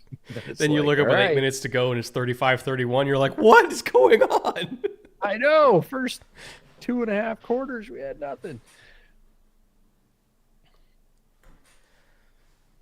Boy, they've used Ertz out wide a lot tonight. Like not as a big slot, but as an outside receiver. He's lined up more outside than inside today.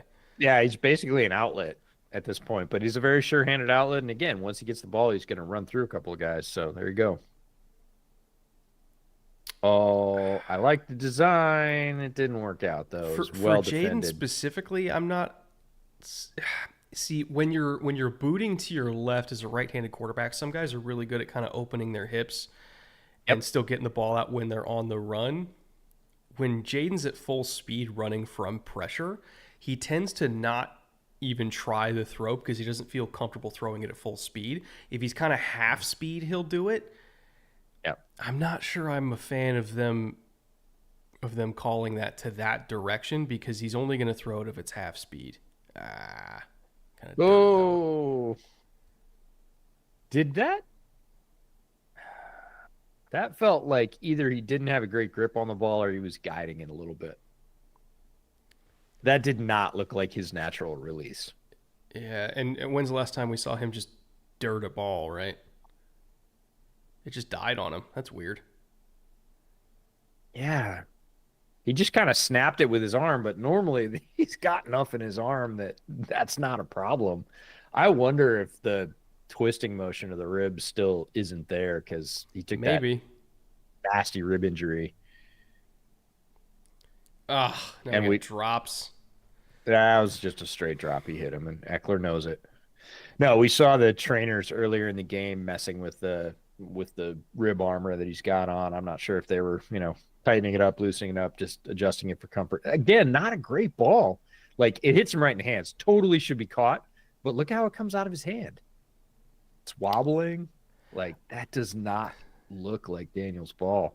It kind of feels like the only Commanders offensive player that showed up tonight are the running backs, other than, that one drop. But like Brian Robinson's played great. Eckler's had a couple big plays.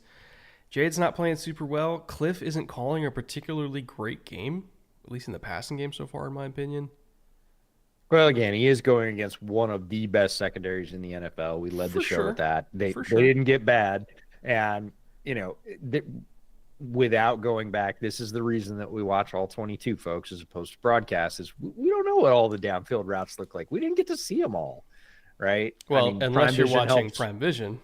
Prime Vision helps with that, but don't tell me you've watched every route tonight. You can't. Sometimes when you're concentrating on the line, you don't see if a guy comes open downfield. We miss that stuff. We go back and you look at it, you might go, well, he called a pretty good game, and there were some options there that got turned down, or the opposite. He called a pretty good game, but they absolutely just jacketed him.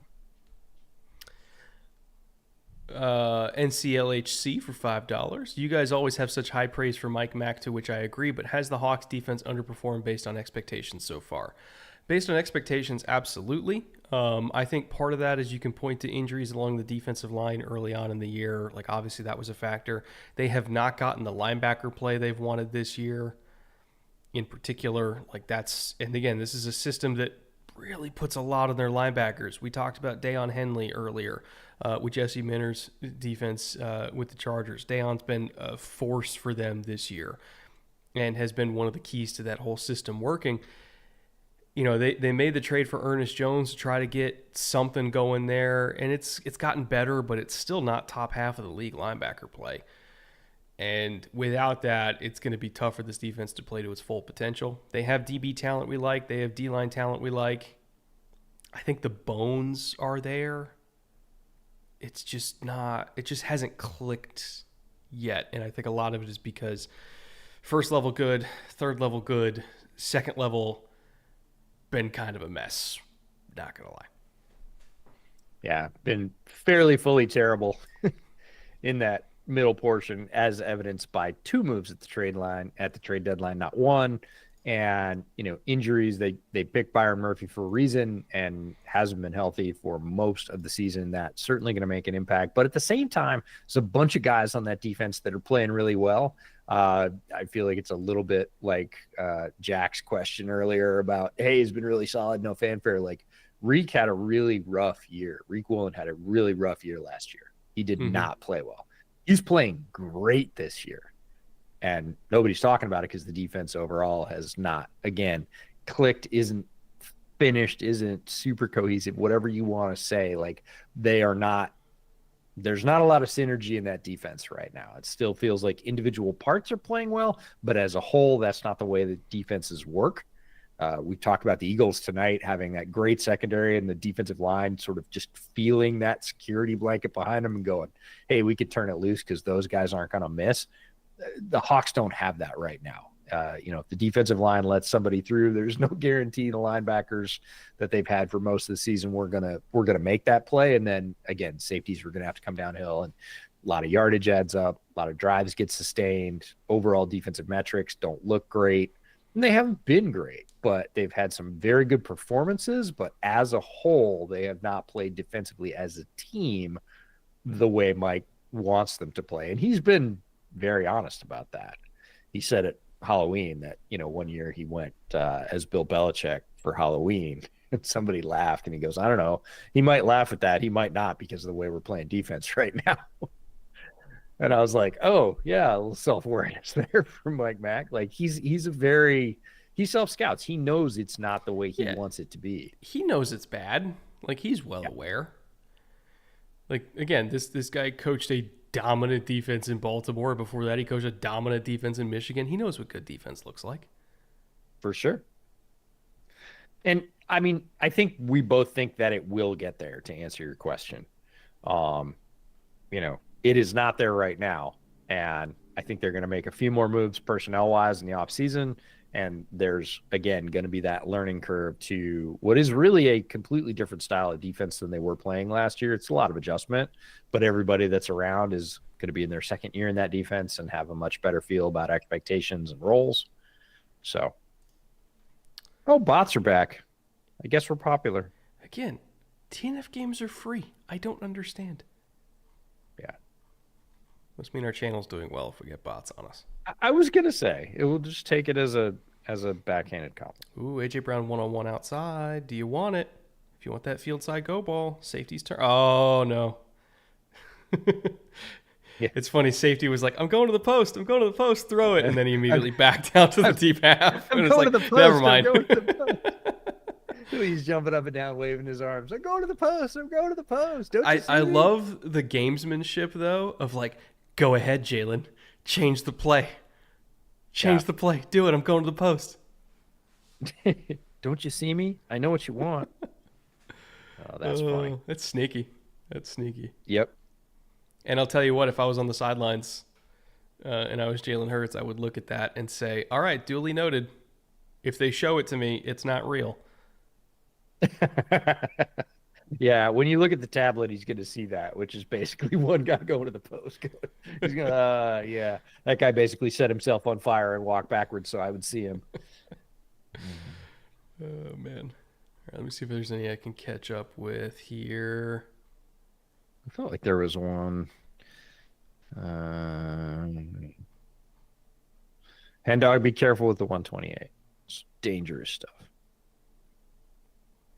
I know there was one we missed earlier. I'm going to see if I can scroll back to it. I was going to say, we might be caught up. I don't know. We're doing better tonight than we. Yeah.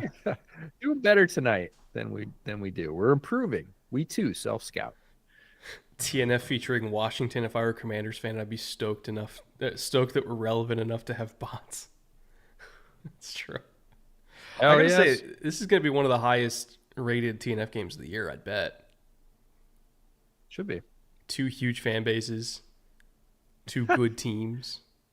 There was one from earlier from Q Johnson. QJ's got to stick together despite being a Chiefs fan for 199. We appreciate that, Q Johnson. Glad your namesake is balling out this year. Not easy when that's not happening. Looking like another rough fantasy week for me. Might need some of whatever Hen Dog is drinking. Hey, man. Yeah. Be cautious. Yeah, right. That man breathes fire. Yeah, and don't wish for a league that puts you in bad spots to drink things. Speaking of, I'm assuming that you didn't lose either of the categories that would put you behind the 8 ball in the Malort League this week. Thank God I'm safe from the Malort for another week. Okay. I've only had to do, I think, 3 shots this year, maybe 4. So by my standards, we're doing okay. But remember, we still have a Bears TNF game coming up. So I got to get a fresh bottle just for that game. I'm not looking forward to it. The words fresh bottle and Malort really kind of, there's no such thing. I don't think I've ever like opened a bottle of Malort and gone, oh, neck pour, sweet. Like walking into Total Wine, gotta reload. Yeah. Give me the Jepsons. Yeah. Oh. I feel like what they probably hear about Malort more often is the stuff I had went bad because I didn't drink it for 15 years. You know, Grandpa's coming over for Thanksgiving and he's going to request some, so I don't want him to die. I think I need a fresh bottle. That seems like a much more reasonable buy for Malort. I'm pretty sure Malort is shelf stable because even bacteria doesn't want to touch it. That's right. Nothing wants to touch it. Big play by Devonta. Got away! All right, we're halfway to our, was it 52.5, I think it was? Hold on, let me pull it up. Yeah, 52.5. 52.5. All right. Noah Igbenogany, who's played better in this scheme, but Devonta Smith, we've said it since his time at Alabama. We said it when he was going to get drafted. Size doesn't matter as much because his release game is elite, and he got him there. He got him on the release. Got a flag down here. I think we might have a illegal contact? Maybe. Unless they're calling a hold. It looked like it was in the defensive backfield, so rarely do they call an offensive holding from that spot. Hendog's defending himself at this point. In my defense, I had Boulevard Tank 7 2 weeks ago. That's not 128 proof. What is it? 110? But Tank 7 is like it's like an 11.5 beer, I think, right? Something like that. Hold on, let me look it up. Basically barley wine. Oh no, it's 8.5. Okay. That's reasonable. That's not horrible. Okay. Hendog, you're correct. You have successfully defended yourself. 8.5 it's But you if don't you want have to drink 4 a 6-pack. of them, Yeah, you don't want to drink a 6-pack. That's it? That was the call? I didn't see it. What was it? It was not very much. I do not think it was probably worthy of a flag. Yeah.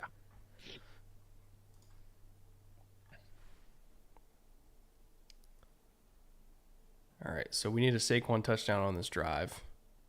And then we need Terry to get 70 yards and then do nothing else the rest of the day. And then we're good. I was going to say, it's going to be tough for Terry to get 70 yards on this drive because he's not on the field. Well, on the next one. I know. Andrew Moore for $10. If Nick Sirianni gets fired, I'd like to see him on the Cowboys coaching staff in a non-play calling role and some control over the social media accounts. I can't imagine throwing more gasoline on a fire than having Nick Sirianni and Jerry Jones in the same building every day. Can you fucking believe how toxic that would be? It'd be great television. You would be able to see the smoke from Mars. I mean, just imagine being on a fly in the wall for Nick Sirianni and Jerry Jones' first discussion about curtains. I would kill to be there. By the way, we have been on that field when the sun is coming through those windows. It is the brightest spot on earth. Yes. No, because it's a magnifying glass. That's what people don't realize. Like, yeah. Oh man, he almost had that. Oh, okay. Little bit of redemption for your boy there. Small man on small man. Yes. Well played, though. So Mike Sanderstill, former Michigan defender, outside, takes the switch release, sticks with him. Good move by Devonta, and he is right there at the catch point. That was excellent. Amon-Ra is the sun god. Sun beat Cowboys twice. Trust me, the Cowboys nobody needs any assistance from the sun to beat the Cowboys. How about that? Yeah. But no, when you're on the Man. field, and again, EJ and I were there in the afternoon when the sun's coming through, and that glass literally magnifies it. Like you cannot see anything. No, it is. It reminds me of those solar production facilities where all the mirrors are arrayed in a big circle and point up towards the tower to superheat it. It reminds me of the tower. Yeah, it's crazy warm, the greenhouse effect, and it is so freaking bright. So Hurts using his legs to extend a drive. We haven't seen that from either of these quarterbacks so far for the most part, which is a big surprise because it's two of the best in the league doing that. Jaylen gives him a 1st and goal. Only 39 seconds left. We'll see what he can do, but downs aren't going to be an issue at this point. It's just time. Oh, wow. This is going to be a pretty big cold tud game for Jaylen after this one. He's just getting beat up. I don't love the call, though. Like, if I shit on Shane Waldron for that call like 2 weeks ago, I have to shit on Kellen Ford a little bit. Like, really? No other options? Just spread it out and go straight quarterback run? Hey, man. If you're going to pay $20 million for a running back in free agency, you might as well not use them, right? I knew that was coming, and it still hurt. Did you see the sunshade they had at the press conference? Yes, I did. Like I said, the Cowboys are just... They're not a serious organization. Like, they're very good at making money, but they're not a serious organization. Yeah. And the idea that... I mean... And then Jerry Jones came out and said it was an advantage for the Cowboys. I'm like, no, you play in that building more than anybody else. You get blinded more than anybody else. It's not like the sideline in Miami where you know where the sun's going to be and you can bake the opposing team, like, and you can stay in the shade the whole time. No, you have to switch ends. Your guys are going to get blinded just as much as the opposition, except you're in the building more than they are. It's not an advantage to you. It's a disadvantage. But again, non-serious organization. The best thing that's happened for the Cowboys was in the last couple of weeks is the way that Mike McCarthy handled the Micah comments. He did a very good job, and it was a textbook way to say, hey, I addressed it. I didn't let it go without having a conversation, but we're two men. We had a conversation. Conversations bring resolution, and that's it. Like, it's done. It's over. It disappeared as a story, as opposed to some other teams in the NFC that have been throwing gas on fires for the whole season and just keeping storylines that aren't really storylines going because they don't make them go away. They don't handle them correctly. So as much garbage as I give Mike McCarthy about some coaching decisions at some point, he handled that one dead solid perfect. Michael Horn says they're the Kardashians of the NFL, and I disagree with that because the Kardashians are successful.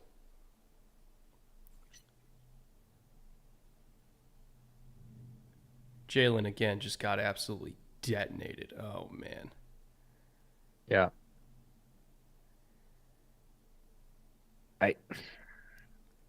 I'm not sure. Now, this is going to sound very much like a Mark Trestman, but I'm going to have to go back and watch the tape on the red zone so far because I don't love the call. I called mesh. I know, but he had two receivers wide ass open. I know he's got to let it go, but oh, God, they planted his face right into the ground. Yeah. Oh, Jeremy Chin. Oh. Hey, Jeremy Chin says, you want to play mesh? Let's play bumper cars instead. With your face. Oh, no. Are we supposed to be dumping on the Cowboys right now? Sorry, stepped away to make a drink. Here's my thing with the Cowboys. They have very smart people that work there. Like, we know some of them. I think Will McClay is like a very good personnel guy. I think Stephen Jones honestly knows what he's doing. They have, all the way from assistant coaches to ops department. Like they have so many people that are really good at their job. Really good at their job. And yet, if they had any other owner, not any other owner, they could do worse than Jerry. If Steve Bisciotti was running the Cowboys, they probably would have won a couple Super Bowls in the last 5 years. They probably would have, right? But they don't. And successful teams have great owners. I think Jerry is passionate. I think Jerry's willing to spend, but he often spends on the wrong things. I think he lets ego get in the way of good decision-making far too often. And he runs a football team more with emotion than logic. And there's a lot of logical people in that building that don't get heard because the emotion of the owner overrules them.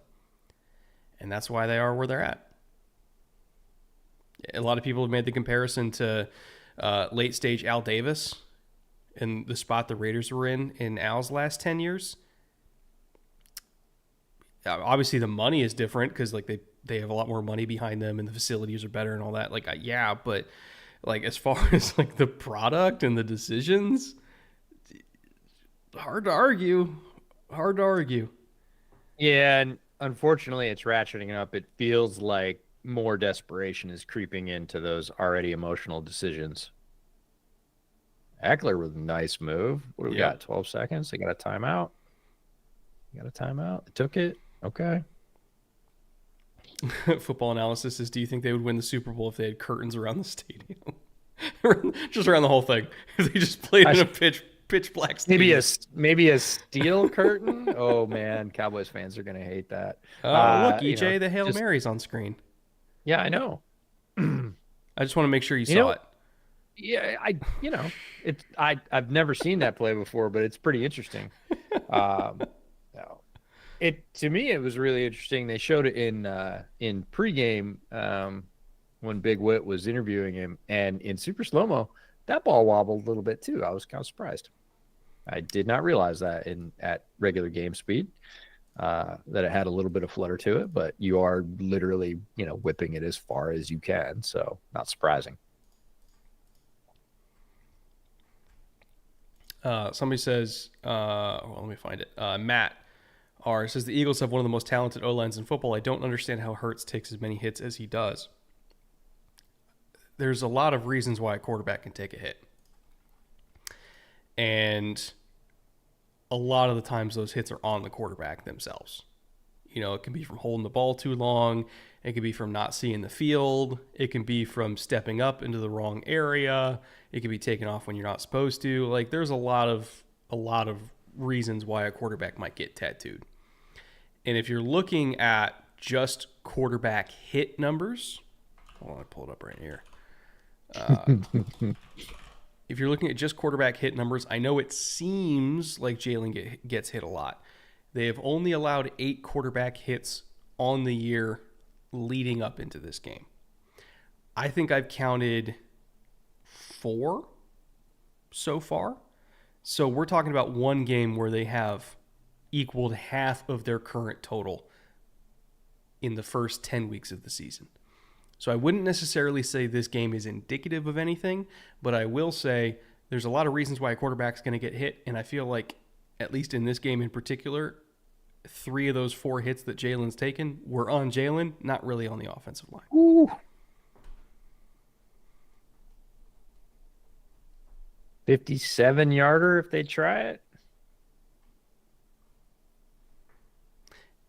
I don't know if they're going to call that complete. What's interesting though, EJ, about that quarterback hits stat? So they've given up 8 hits on the year. Which the Eagles? Because you did. I was like, how do you know? I was like, you just did the lane thing. Got it. So they're 28th in terms of quarterback hits allowed. You know how many sacks they've allowed in pass pro? 23 that were attributed to pass protection. That's second most. So if you get through, you get a sack. Yeah. Okay. It's and there's no like real explanation for it. It's just a really weird number. Like that no hits, all inversely sacks. Proportional. Yeah. Right. Like if we're letting you through, we're letting you all the way through. You know who's number 1 in sacks given up in pass pro? Oh, come on. You know this. Seahawks or Bears? It's Bears. 27. Yeah. Where are the Seahawks? Believe it or not, 10th at 19. Oh, okay. Gino, So it's Gino doing work. there's 3 teams tied at the top 10 in terms of sacks given up that are attributed to pass protection, not to the quarterback. Tied at 10th are Seahawks, Chargers, and Bengals. Jags are 9th, Browns 8th. And again, these are bad numbers. You don't want to be higher in these rankings. Jags are 9th, Browns are 8th, Raiders are 7th, Titans 6th. Cowboys, Texans, Patriots, Eagles, or no, Cowboys, Texans tied at 4th. Patriots, Eagles tied at 2nd, then the Bears. Okay, Titans are the one I'm most surprised about being that high. It's because Nicholas Petit-Frere is like a fucking terrorist. Like he's bad. Yeah. All right, we got a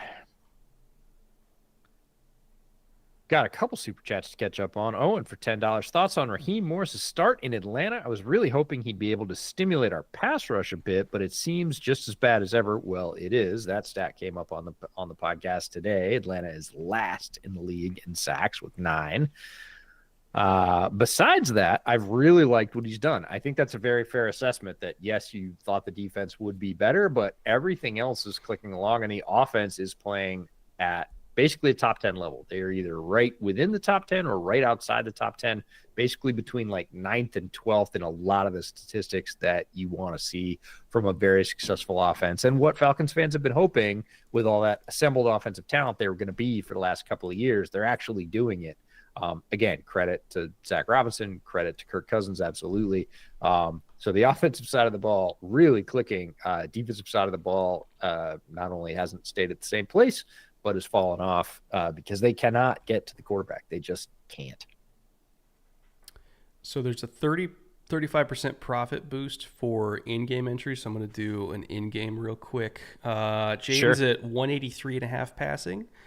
He's at 83 now, so it's do you think he's going to get 100 yards in the second half? 100 yards passing? In the second half. Oh, man. I might go higher. Again, though, think about secondary. Like, he's going to have to whip it up, and he's going to need a couple of good passes to do it. Like, he's going to have to get lucky twice, not once. Like, I don't think one's going to do it. I'm going to go Saquon touchdown. I still believe in that. Yeah. Brian Robinson's at 38 rushing yards. We need 59.5 total. I'll go higher on that. Actually, I think I might take off Jaden then. Yeah, 20 more yards? Yeah. Yeah. I would give Brian Robinson 20 more yards in this game. Is it just rushing? Just rushing. Okay. He has 73.5 total, but he's at 47. I kind of like the rushing one better. Yeah. Let's see. Noah Brown. Longest reception, 12.5. I don't hate that. I mean, it's possible, but it's also one of those ones that'll get you canned. I know. Danger, Will Robinson. Danger. Devonta, 49.5 receiving. He's at 24. I mean, we'll just stick with our original group of numbers on that one because I still think he'd get there. He basically one good catch in the first half, and he's halfway there. I think I'm going to go Noah Brown, 12.5 longest reception because I just need like one big over route, and that's it. This is me banging my head on my microphone because I don't think you're going to get the Noah Brown. You might not get the other ones, but I don't think you're going to get the Noah Brown. Wait. He's going to catch it. It's going to be like 10 yards. You're going to be like, what? No. Why is my Chrome not detecting location? I'm in California. You're the actual legal one. I'm the legal one. That's right. All right. Well, I'm going to run upstairs, get a fresh LaCroix because this one is kicked, and stretch my legs for a second. Yeah, I don't love Hurts' face mask getting jammed into the turf there. That is not pretty looking. It looked like it hurt a lot. But, yeah, I'm going to take a quick break, and I will be right back. Well, for the rest of you, while EJ's gone, since apparently my Chrome doesn't want to register that I'm in California for whatever reason, you can go on Underdog and fill out an entry during halftime. Again, they have a 35% profit boost. If you use promo code BOOTLEG, you get up to $1,000 in deposit bonuses, as well as free picks for Wemby for tomorrow night and Saturday night. Aaron Rodgers on Sunday. A lot of available free picks. I'll put the QR code on the screen if you happen to be watching this on a TV. But if not, you can go to the link in the description and try to do a halftime entry in, again, one of these nice little yellow states here. Again, I live in a yellow state. Not sure why Google Chrome decided to screw me, but whatever. We're working through it. Turn on that map there. All right. Catch up on a couple super chats here. Big Berg, $10. So since we can see Philly is going to lose, parentheses, hope I'm wrong, why is this offense so mid? I don't think this offense is mid. I think Washington's defense has really, really improved. I think, I'm going to be careful with my words. I think Jaylen has played poorly this week. I don't think he's played poorly this season. For whatever reason, he's not seeing the field particularly well tonight. I think he's stepping up into trouble, and that's by design on the Commanders side. Like, again, they're getting into those blind spots in the back of the pocket, kind of forcing him to step up into pressure. And Jaylen is just not kind of hanging in there and trusting that he has Lane Johnson and Jordan Mailata to keep him clean. Like, he's just kind of pushing himself into pressure, which, again, the Commanders know that he tends to do that. If you get into his blind spot, he gets a little bit jumpy and will get himself into trouble. So I think Jaylen's not having a great game. I think he's had a I think he's had a good season, but not today. But I wouldn't say the Eagles' offense is mid. I think Kellen's actually really put his stamp on this offense and improved it a lot over the last 6 weeks. They do a lot more under center now. They do a lot more play action now. You know, there's a lot not modern. I mean, kind of modern. Because it feels like, so many teams got way too deep into like we're a shotgun single back spread team type identity, which the Eagles also did. And now all of a sudden it became like cool and modern to be an under center team. But I think the Eagles are kind of getting into that a little bit more than they used to. Like, they're actually running under center play action now, which, fucking novel concept. Who knew? Something from the 70s was good. Henry for $2. Why is Jaden Daniels struggling with progressions? Here's the thing. When we talk about progressions, not every passing play is a progression. If you're thinking about West Coast ideology, right, where everything is built in a sequence, right? North, south, left to right. It's like, hey, here's my 1, here's my 2, here's my 3, here's my 4, here's my 5. It's like a sprinkler head, right? Boom, boom, boom, boom, boom. There's a lot of passing concepts that are not designed like that. It's not a 1, 2, 3, 4, 5. It's is middle field closed or open? Is it man or zone? It's more of a snapshot, and I have all these different options that are simultaneously available. They're not synced up together. Left to right, north to south. They're all simultaneously available, and it depends on my pre-snap picture and my post-snap picture which option I take. Like, they are not sequenced where I can go from 1 to 2 or from left to right. It's not like that. And the Commanders' offense is built as a snapshot offense. It doesn't mean that they don't have progression concepts in there. They don't do it nearly as much as, say, Kyle Shanahan, Sean McVay, any of those types of offense. Like, honestly, they don't do it as much as the Eagles do.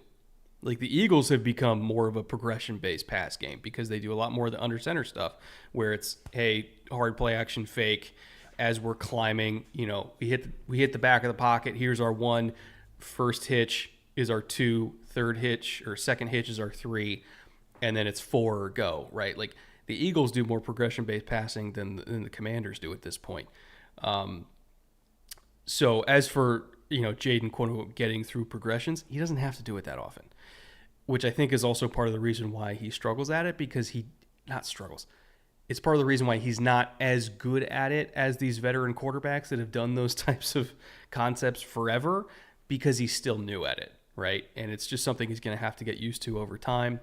LSU, same kind of thing. It was more of a snapshot offense than a progression offense. And he's young. He's young. Like, I know he was in college for 6 years, but he's still young.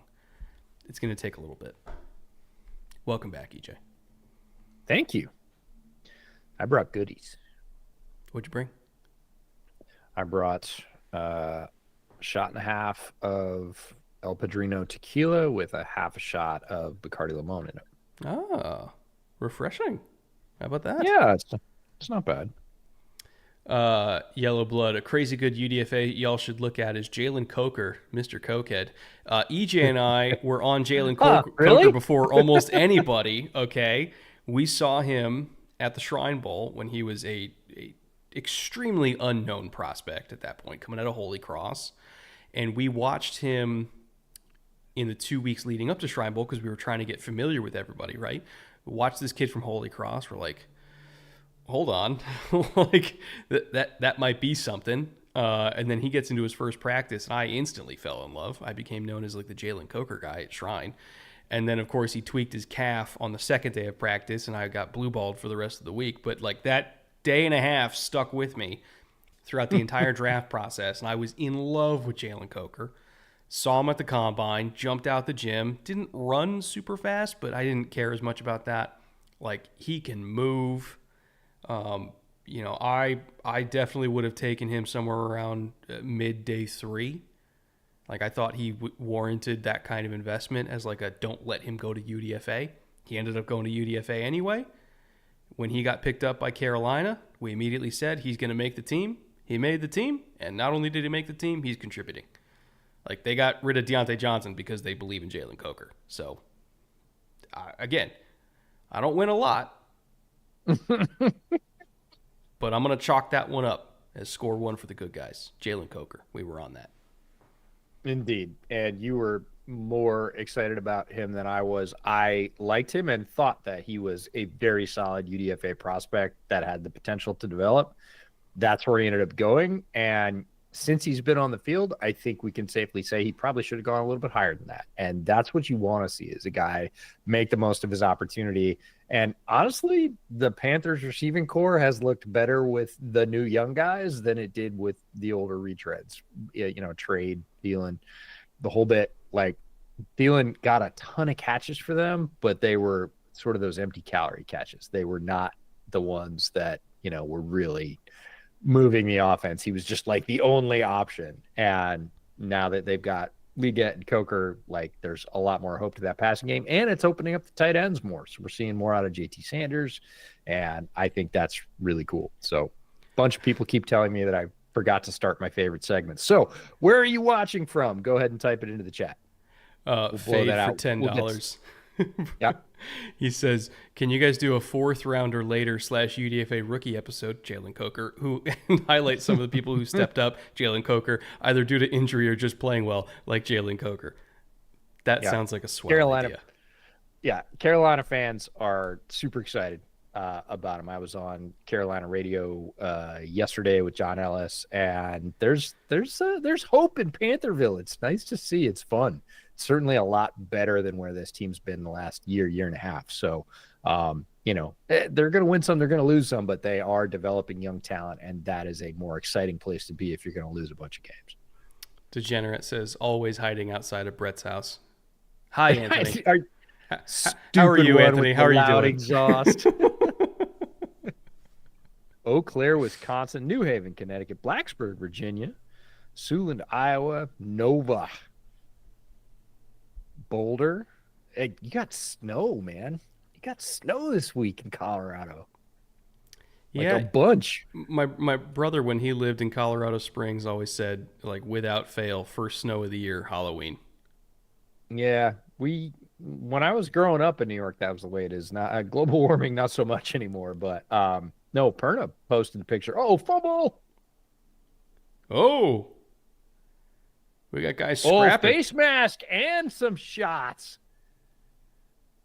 Okay, come on. There's no flag. Literally, dude, grabbed the ref was standing right there too. I know. I'm just like, this is like driving by a cop, and he's on his way home from his shift, and he's like, I don't want to do the paperwork. Like, why are you going 50 and a 35? That looks very much like a Commander's recovery unless somebody beat him to death on the bottom of the pile. Chattanooga, Tennessee. New Haven. Bethany, Missouri.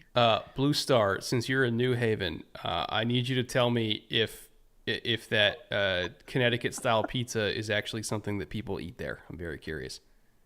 It's not bad. I've had it. It's just sauce. It's sauce on crust. There's nothing else. I'm like, is it pizza or is it sauce on bread?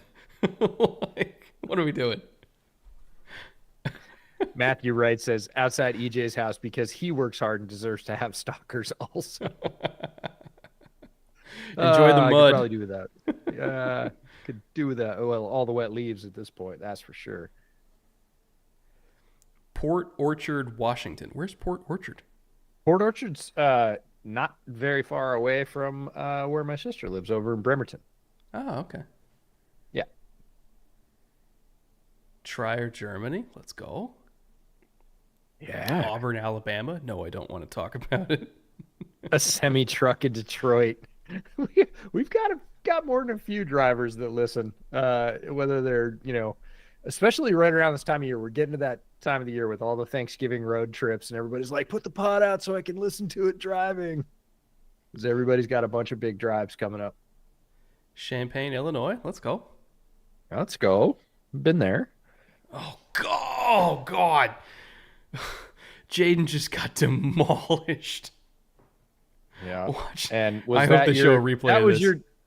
That was your Noah Brown catch that didn't occur. Right there. Shush. EJ, shush. I'm just saying. See, he drew a PI. He's committed he to the did. cause. I mean, I'm not saying it's bad for the team, but it's not going to count for your stats. Frederick, Maryland. Wait, wasn't that where you lived in? Frederick is close. Not exactly. I was in Crofton. Oh, gotcha. Well, I wouldn't call that PI. He touched him after the ball got there. And the ball was behind him. I know. The receiver reached into him. Yeah, and the timing wasn't bad either. I'm not exactly sure. I mean, that was just we threw a flag because he didn't catch it. It was odd. Yeah. High school football mecca, DFW. Been to a few Friday Night Lights games myself in that area.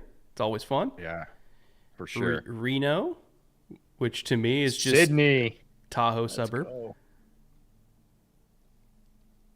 Oh, the pull? Come on. That's so soft. It looks bad, but it was not a functional call. Eckler, again, strong night for him. Guy Corbin says, familiar with Havre de Grace, Maryland? Or Havre de Grace? Or hold on, I'll say it as wide as possible. Havre de Gracie? I don't know. Doesn't ring a bell. Y'all from Havre de Gracie? Oh, boy. Stop, please. I am not, Guy. Wilmington.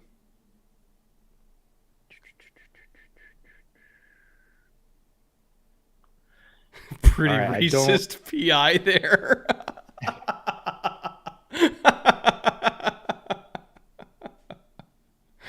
Oh, boy. Oh, that's great.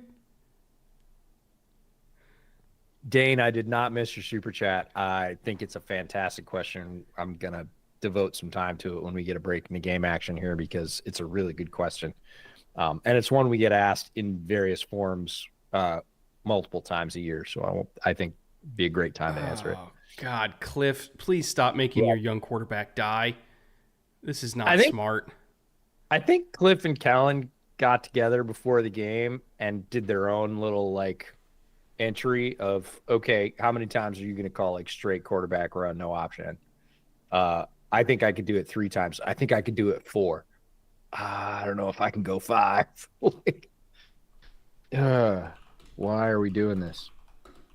Why are we exposing our rookie quarterback to straight up punishment?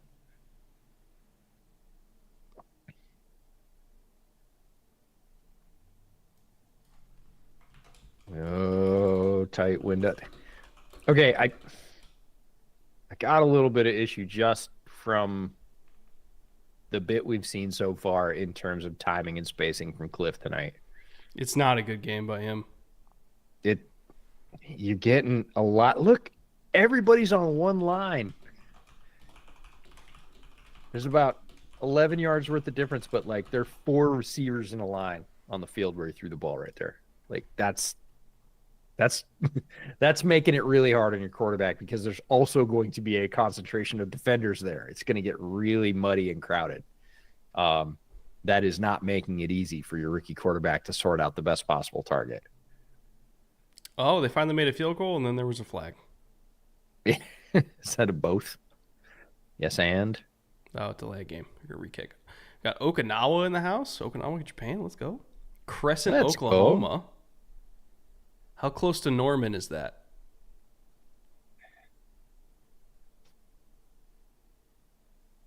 And come on. Let's see if they can do it again. Is this Jaden's first game on a short week? I mean, it's definitely his first game on a TNF kind of short week. I don't know if there was a Monday night to Sunday night turnover yet, but it's definitely the shortest week he's had in his NFL career. Yeah. All right. With the made field goal, we've got a second. So I'm going to go back to Dane's super chat. Dane B for $20. Thank you for the $20, Dane. Great question. One question I've always wondered about.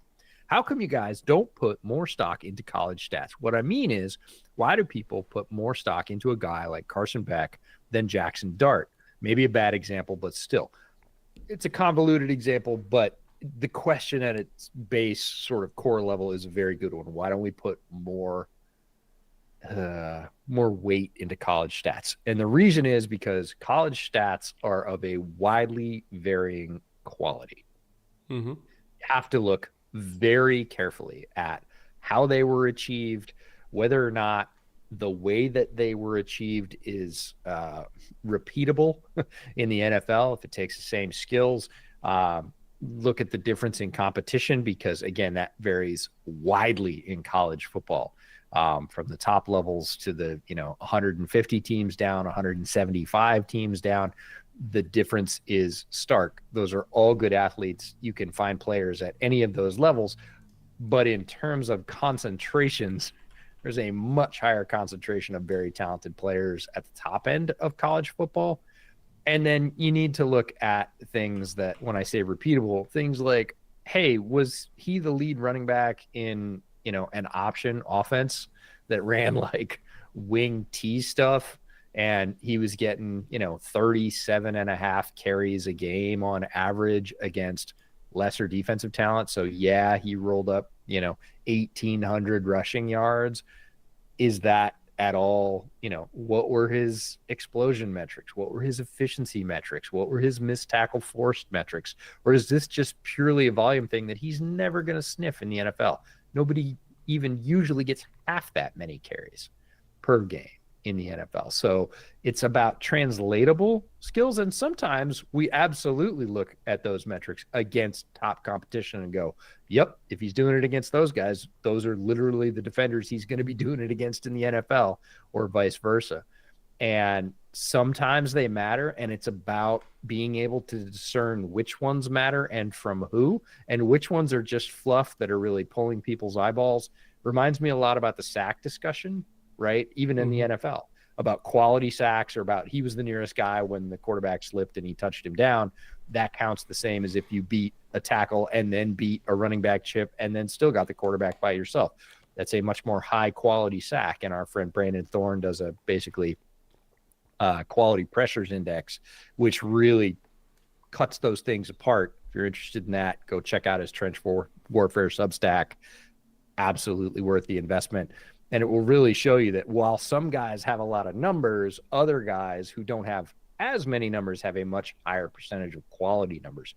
And largely that's kind of the filter we're trying to apply to the entire draft class. How were those results achieved? Are they repeatable? Who are they against? And does it really translate to the league? And that's the real alchemy of draft analysis, is not just going through and going, oh, well, these were the top 10 rushers in college. They should be the top 10 running backs drafted. Hope that answers your question. I also we're going to talk a lot about a lot more. to piggyback off that, college football and the NFL are different sports. 100%. And I'm talking structurally, not just because the talent is different. Obviously, the talent is different. I'm talking the structure of the game is different. It is a different sport. The dimensions are different. The hashes are wider. The space is different. The ineligible rules with offensive linemen being able to go 3 yards down the field rather than 1 yard fundamentally changes how run games are designed, how pass games are designed, how run pass option games are designed.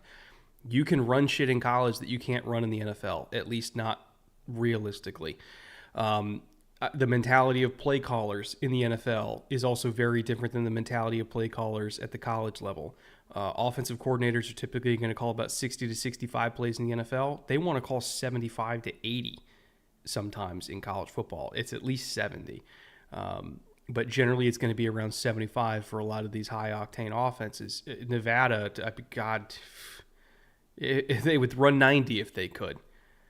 And so it's, plays, I don't want to say they're seen as throwaways at the college level, but at that level, it's like, that didn't work. Fine, we'll come back in 25 seconds and run something else. And if we stall out, whatever. Like, we're going to be back on the field in 2 minutes of game clock. Like, it's a lot more intentional at the NFL level. The game is slower, but also faster at the same time. There's less plays run, but the plays themselves are way faster. The space is more constricted. It's just a different game. It's a completely different game. And that's why it's so hard to translate college prospects to the NFL, because you're watching a different sport and you really don't know. Like, especially quarterback, you're watching a different sport. It's like you're watching a bunch of wiffle ball players and trying to project if they can play in the majors. It's not the same. And it's tough. It's just tough. Yep, fully agree. Somebody said that if you don't like that amount of carries, you don't love Wisconsin high school ball. There's also a funny comment, but there's also a common misconception that if we say something isn't necessarily going to work in the NFL, that we don't like watching it. Yeah. Untrue. Yeah. I love a good popcorn college game with very little translation to the NFL skill level, because as long as you accept it for what it is, it's wildly entertaining stuff. And people always want to compare and contrast and really say which one's better. And the answer is, it's Brett's answer. They're completely different. They don't need to be compared. One doesn't need to be better than the other because they're different sports, and you have to have a different mentality to watch them. And if you do, they're both wildly entertaining, but they're not the same. It's, people that like one often come out and say, well, the other one sucks, because it's not like the one they love. If they're a huge college football fan and they want blowouts and huge swings and, very young guys making wild decisions under heavy pressure and kickers that cannot hit a field goal to save their life, they're going to look at the NFL and go, ew, like, that's boring. And if folks don't love that, they're going to look at the college game and go, what does that matter? It's not the NFL. The answer is, yeah, you're right. It's not the NFL. That's the whole point. They can both be entertaining. They can both be cool. And you don't even really need to compare them to each other. I know a lot of people think, obviously one leads to the other in this country, but they're not the same game. I'll tell you this much. If you enjoy watching running the ball, go back and watch the Army North Texas game from last week, because in that game, Army ran a drive that was 21 plays long for 94 yards, and 20 of those 21 plays were runs, and they got a touchdown. That's right. Drive of the year. It was great. Sounds like Army persistence in general. All right. Oh, Saquon made a miss, and he's off. He might go. Or at least got close. Look out. Is that Chin? I think so. Yep. He just took one bad angle. That was it. There's the bit. We said it earlier about the Eagles defenders not tackling early on in the game. That's cleaned up quite a bit, but guy like Saquon, again, this is why you want your quarterbacks, young or not, to accept the check down, because check downs can turn into big plays in the NFL, and you can avoid hits. You can keep the offense going even if you don't get those big chunk plays. When people are talking about get the ball in the hands of your playmakers. It's not surrender. It's good football. Mm-hmm. Right. Sometimes and that can happen. getting young players to accept that. And it's been a big topic of conversation in Chicago over the last couple of weeks that Caleb looks like he's been coached to stay in the pocket too long and just prove that he's a progression passer, not use his creativity. And, that's tending him to hold the ball too long behind a bad offensive line. Sack numbers are skyrocketing for multiple reasons, but there's a lot of times where he's got somebody that's a little 2-yard flare, doesn't look very sexy, but just flip it over there, man. Let that guy go run in space. It's much better than most of the results that you're going to get. And again, in college, Caleb could run around. There was a talent imbalance. He could run around 4, 5, 6 seconds into the play and come up with a big play. So he still has that mentality, but it's going to happen a lot less at the NFL level just because of the increase in speed of the players on the opposition. The windows are not going to stay there that long. So if 3.5 seconds into the play, it's not looking good, and there's a guy standing there wide open that's going to get maybe 2-3 yards, get him the ball. He might make a guy miss. 3rd and 6 here. Eagles trying to pay this off. They need to. Yeah. I don't know if AJ saw it. Yeah. He had the one-on-one he wanted. AJ Brown. I know. He had AJ and Sanders still. He had the one-on-one. Yeah. I don't know if AJ saw it, though. Because it looked like it just went over his head. Sanders still played him tough. Oh, okay. It was a little bit far. A little bit far. That's just good coverage. Another good rep on the outside. Yeah. Very patient feet, very patient hips from Sanders still. And again, as a very young corner, this is a guy that's been playing corner for a year and a half. Yeah, really outside corner for even less than nickel. Because he was converted to a nickel and then gets to the NFL and it's like, hey, buddy, you're playing outside. It's like, I was a receiver 3 years ago, coach. Yeah. No, the arrow's definitely pointing up. We're not trying to take crap on Mike Sanders still. He's a very good player. He's very young in his role. Again, we both think he would probably be better fit in the slot, but he's showed a couple of very good reps outside coverage in the end zone just tonight. So, again, arrow's pointing up, plenty of potential in his game. We could end up being wrong. He could end up being a stalwart outside corner in this league for a long time. Not what we would have guessed necessarily, but we're not always right. Oscar Asker for $5. Thank you, Oscar. It's my birthday tomorrow, boys. Happy birthday, Oscar. And all I want is for my Vikings to win their first playoff game since lockdown. Here's to our health. Here's to your health, Oscar. Toast you with my now cold coffee. But happy birthday to you. As for if the Vikings will win their first playoff game, that heavily depends on who they draw. Heavily depends on who they draw. Like, if they get an NFC, if they get the Falcons, in the wild card round, I could see them knocking off the Falcons. If they end up having to go against, honestly, if they have to go against the Lions on the road, if the Lions somehow don't get the first seed, and then they got to go to Detroit on the road, sorry, boys. Good season. See you in 2025. But I think they could beat Atlanta. They could beat San Francisco, obviously. They could beat any of the NFC West teams. I think that, I don't know, each of these NFC East teams kind of presents their own issues. Right. I would just pray for Atlanta. How about that? That's what I would hope for. Yeah. I got to say, even as a fan of a rival team in the NFC North, I really like the job Kevin O'Connell's doing. Mm-hmm. Win or lose. Like, he gets how to relate to players, not just his players, even players on the opposing team. Some of the stuff you see in the sort of the candid stuff at the end of games when he's, going up to players on the opposition and saying, hey, there's one earlier this year. I think it was AR. He went up and said, hey, man, I still believe in you. You got a ton of talent. Yeah, you got stuff to work on, but like, keep driving. Like, don't give up. Like, you're a very good player, and I see it. And I'm one of 32 coaches in the NFL.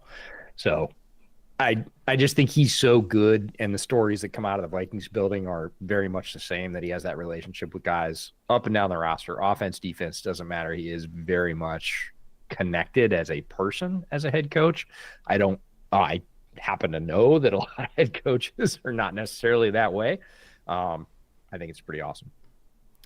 People are asking me for my Starbucks order. I'm very simple, honestly, very simple. So I do a extra hot triple shot oat milk latte with a little bit of cinnamon powder on top. Very easy peasy. We've gone down to triple? Well, this is my second one. I had one in the morning, and then I have an afternoon one. You know this, EJ.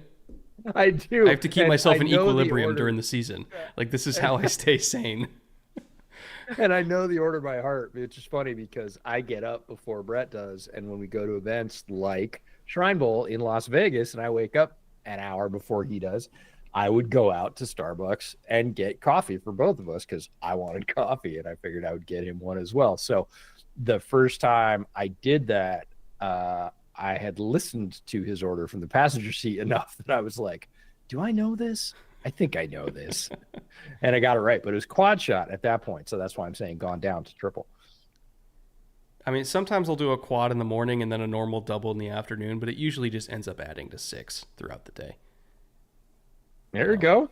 Trying to work my way Didn't turning his legs loose for a first down. That was a good run. That's a lot of people say, oh, don't want the hits to add up. That is a run from your rookie quarterback who is skilled as a mover, gets the first down, keeps the drive going, doesn't take a ton of punishment. I mean, Reed lays a lick on him, but as football hits go, I like that run from Jaden Daniels.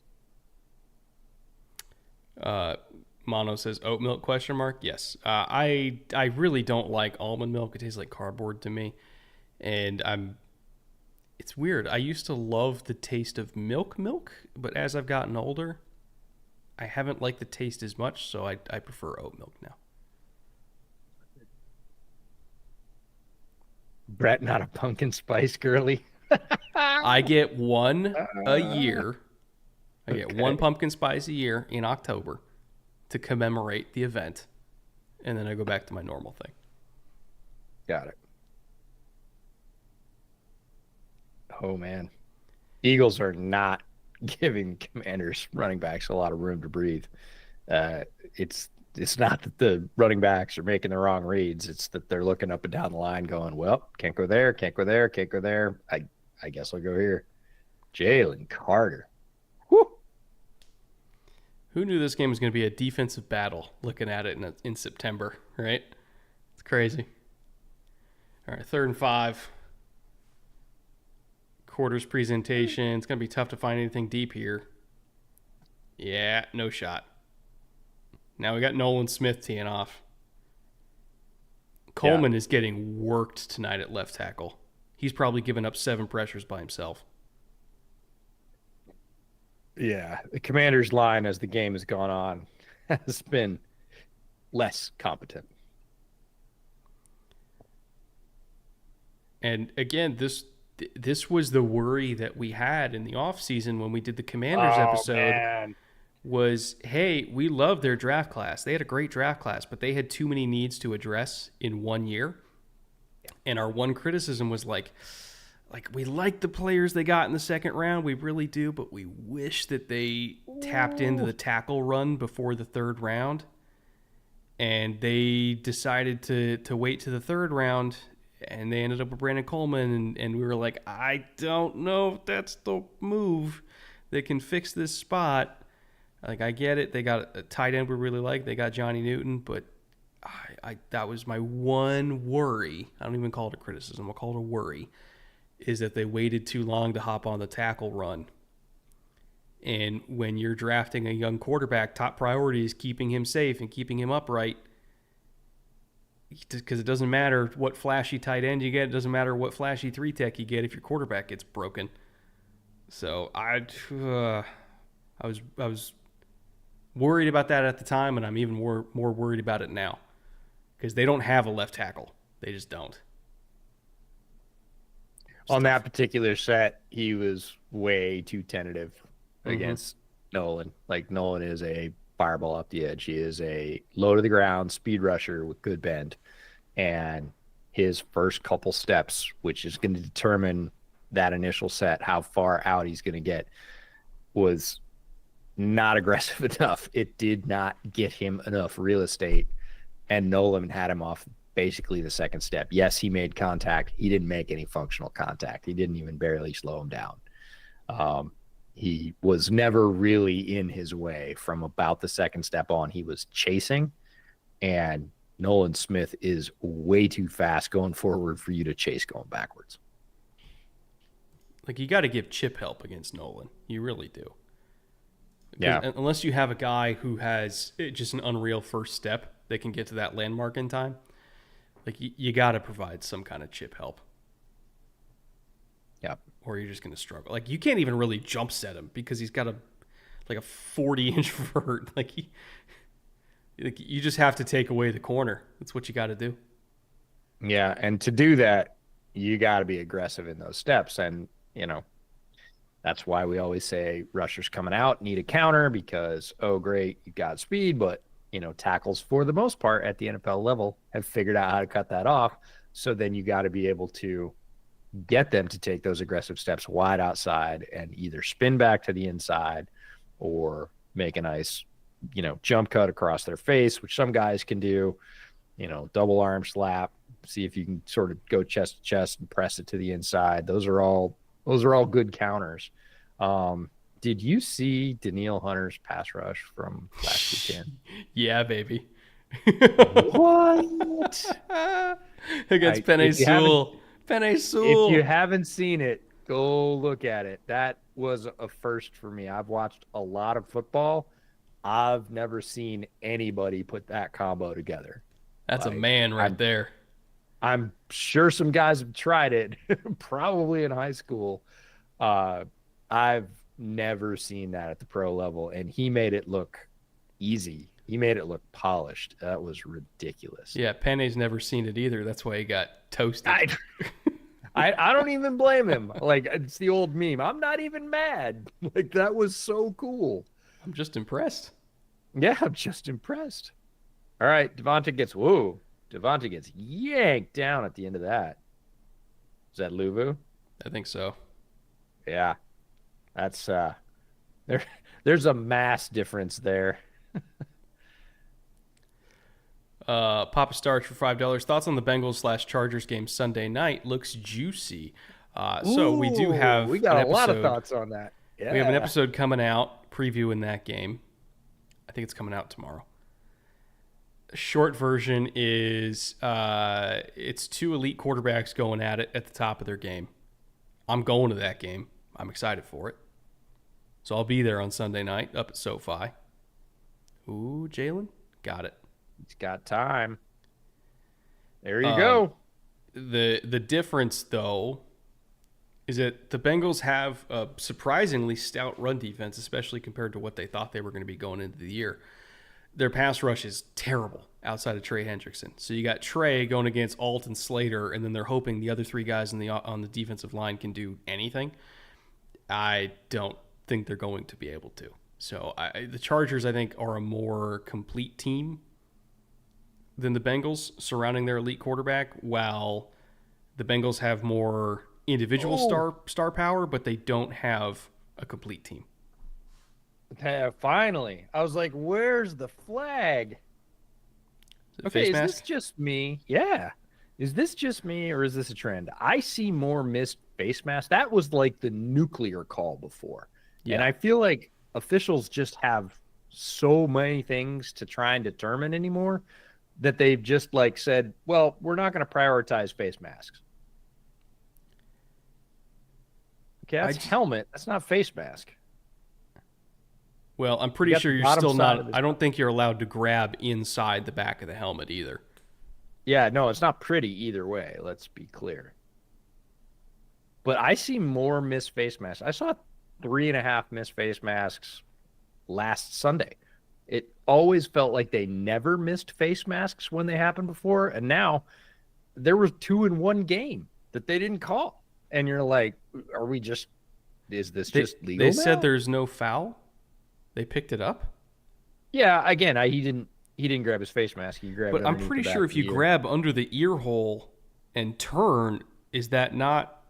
I don't think it is.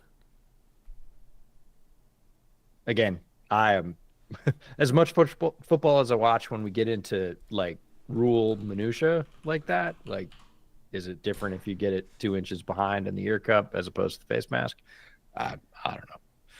That's what those guys on I'm gonna look big up time the. football broadcasts who are former referees actually get paid for, not me. I could not do that job. But where are we with yards on yield, Devonta Smith? Is it 29? Is he really?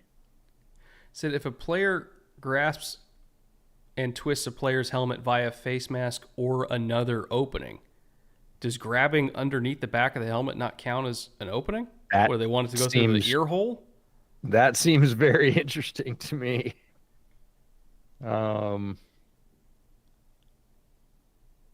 Yeah.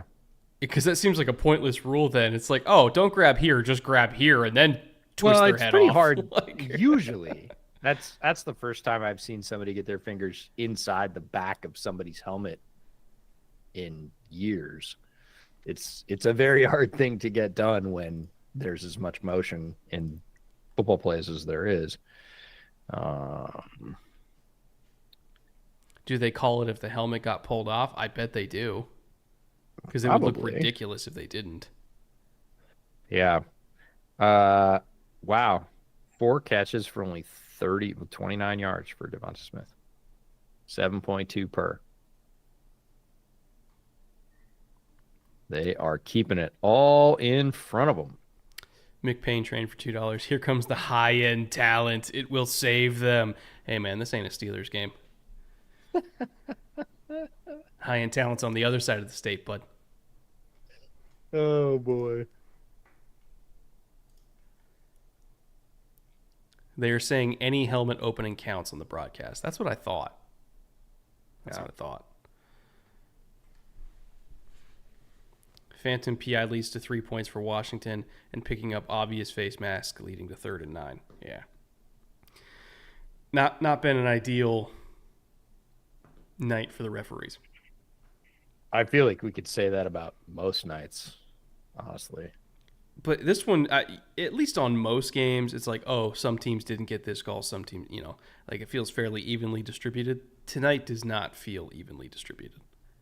Yeah. I already gave you a snack. But even when... I'll give you the second part of your dinner later. Oh, it's little hungering for more than attention.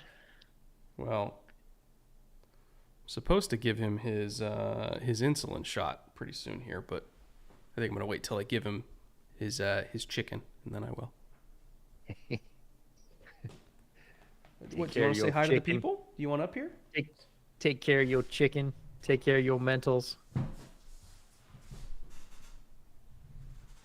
Oh. Come on, little. Oh, there we go. There's a little sighting. What's up, nephew?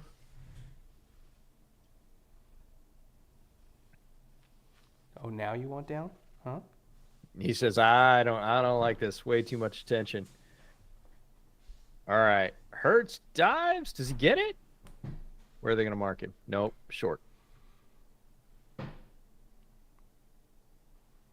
All right. We got to see where his foot was. They're pointing way back upfield. Are we sure he didn't get that? The ref looked pretty tentative when he came up and sort of sidled up about a yard and a half short. I think he got that. I think he kept his feet in and then got it. No, I agree. It looked way closer than where they were going to initially spot it. All right, they gave it to him. There you go. All right. Replay assist, get something right. We like it.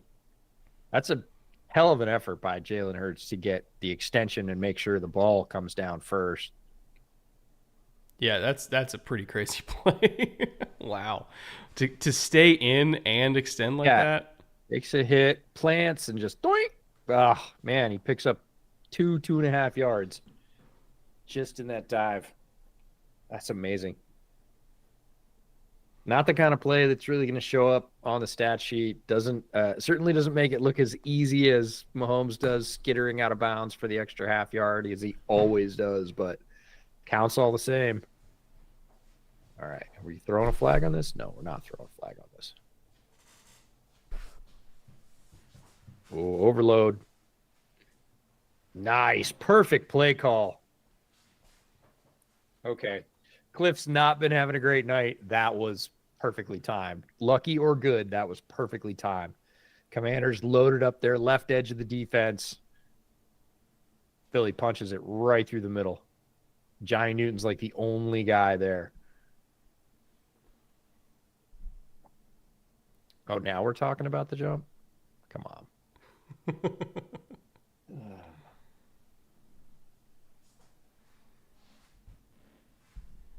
Kenneth Gainwell sighting. Let's go.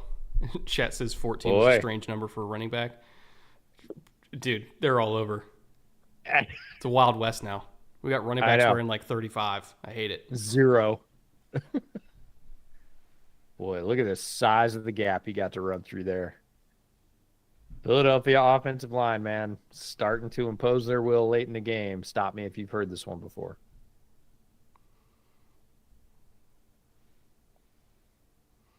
I'm a purist when it comes to running backs. I feel like numbers in the 20s only. If you're mid-30s, like, buddy, you're a long snapper. Come on now. What, really? I don't like mid-30s running back numbers. I'm sorry, you and I can't be friends. Like, single digits, 20s, 40s if you're a fullback, and that's it. 35, you're a long snapper. I had you're a gunner, you're a personal protector. Like, chat, don't try and help him here. He's gonna dig his own grave. Just give him an extra shovel. Walter Payton at 34 doesn't move me? No, it doesn't move me. Walter can wear anything. Walter can wear anything he wants to. GTFO. Oh! Do you know how many running backs are not Walter Payton? Everybody except Walter Payton. He gets a pass, but like most running backs wearing 34 could not pull it off like Walter did. It has to be like a universal cool running back number. 34 is not that. 23 is universal cool running back number. I disagree. Like I'm not sure I've ever disagreed with you more on anything.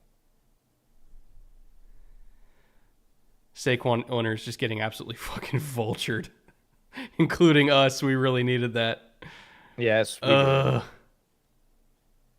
We did not take into account the tush push vulture. That's not amazing. I don't love that. Brett, how about an edge rusher wearing 24? No, terrible. Bad for America. Edge rushers 40s and 50s. What about 90s? You don't like 90s? Not and 90s. Not 80s though. 80s is receiver. No, 80s for edge rushers is weird. Virginia had an 88 as an edge rusher a couple of years ago. It drove me nuts. No, 90s, 40s, and 50s for sure. And 80s for receiver or single digits. Or teens. Quarterback, anything above 18 for quarterback, I don't like. Like, you can pull off 18. You can't do 19. 19's a little weird for quarterback. I'll go with you there. 19 is your wide receiver 4.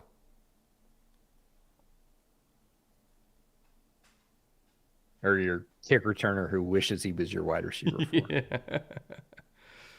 0 for corners. 0 works for... I could go with 0 for corner. I wouldn't hate that. But you have to be a dog. Like, you can't wear 0 at corner. If you're gonna wear 0 in any position, I don't care what position you are. If you are a 0 and you wear 0, good night. Like, you gotta be top of the heap to wear 0. You gotta be cool enough only for defense. No, if you're a gadget receiver, like if you're like DeAnthony Thomas, but college DeAnthony Thomas, you can wear 0. You mean you wouldn't give 0 to Vegas Jones? No, I wouldn't. Oh man, DJ Moore can wear 0. Yeah, this Honda ad might be my favorite advertisement of all time ever. It's Not incredible with the only John because Cena narration. Oh, it's amazing. what? Not even the John Cena narration, but the fact that it runs forward And then and then backward. backward, Oh, it's so and cool. it has three of my favorite motorsport things ever. Ayrton Senna driving a Honda V10 in the Marlboro car, motocross bikes, and trophy trucks. And the way it's put together with the structure and the wording, like, I think it might be my favorite advertisement ever for anything. It's at least best commercial of the year. Yeah. And it's up there for best of the last 10 for sure. Yeah. Love it to death. Like whatever agency came up with that was in their bag. Yeah. Oh, 100% in their bag. Needs to be re-signed to a big deal. EJ, are you an F1 fan too? Oh, EJ is a deep F1 fan. Yeah, I grew up as a racing fan, really of all types. My dad raced late model cars. He and his buddies were hot rodders. He was an F1 fan when I was a kid in the early 70s. He was a big Niki Lauda fan. I grew up with my best friend was Finnish. So I was the weird kid in the late 70s and early 80s who was big into World Rally. Doing the Scandinavian flick out there on those country roads. Because, I mean, hell yeah, I just happened to be doing it in a, Dodge Coronet, but whatever, it all works. Rear wheel drive's fun. No, so I loved F1. I love rally. My family always watched IndyCar on the holiday weekend whenever I would go to the big family barbecues in Buffalo. Like, Indy would be on, whether it was qualifying or the race. We watched Indianapolis every year. I actually grew up really close to Watkins Glen. We actually played Watkins Glen in high school. We played, basketball and soccer and everything against them. I've played Watkins Glen a bunch, but even before Bud at the Glen, late 70s Trans Am races, Penske Camaros, all that stuff. That's all in my blood. So I'm a huge racing fan. Raced motocross in high school, and it's all there. If it has a motor in it, I generally like it. I think they asked you who your favorite driver is. Oh, Senna by far. Like current driver. Current driver. I don't watch enough. I catch races when I can these days, but I would not consider myself deeply into the sport. When I need to know something about current F1, I call our buddy Mark Schofield and say, Mark, because Mark covers F1 for SB Nation. He interviews the drivers, and he's a great football guy as well. But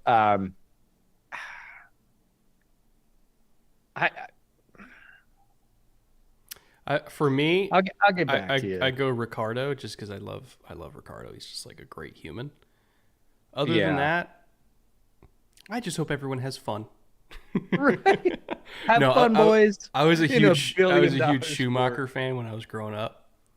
Like Michael Schumacher was incredible. Yeah, he was an incredible driver, incredible athlete. I was not a huge Schumacher guy, but I have a lot of respect for what he accomplished, which is legend. I mean, he was one of the legends of the sport for sure.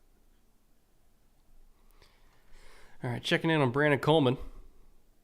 Still struggling. They really got to get him some help. This is ridiculous at this point. Well, you got to adjust, right? But I mean, here's the thing: Vic knows you need to adjust, so he's going to stack rushers on that side until you can't adjust. Like if you stack a tight end on that side, he's going to put 3 rushers on that side. If you stack a tight end and a running back on that side, was that Sinnott or Ertz? That was Ertz, right down the seam. On Dean, using that height disadvantage, or height advantage if you're Ertz, height disadvantage if you're Nakobe Dean. Eagles have 12 points. Did they miss the extra point? I don't know. Did they miss another kick? Oh, hey, look at that. Oh, Terry McLaurin, welcome to the game. Terry McLaurin sighting. Did they miss another? 10 minutes left in the game, and we get a Terry McLaurin sighting. Now, it was against Coop, Oh, Coop gives him the little. Yeah. You know what? I think I rescind my criticism of Sirianni not kicking the field goal a couple weeks ago. This Now is you know. ridiculous. Yeah. Just get a new kicker at this point. Like, yeah. Is that Bates? I believe so. Yeah.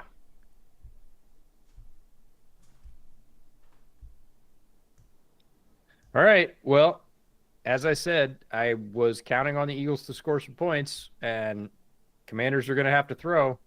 Eagles scored some points. Commanders have to throw. Come on. Better get with it.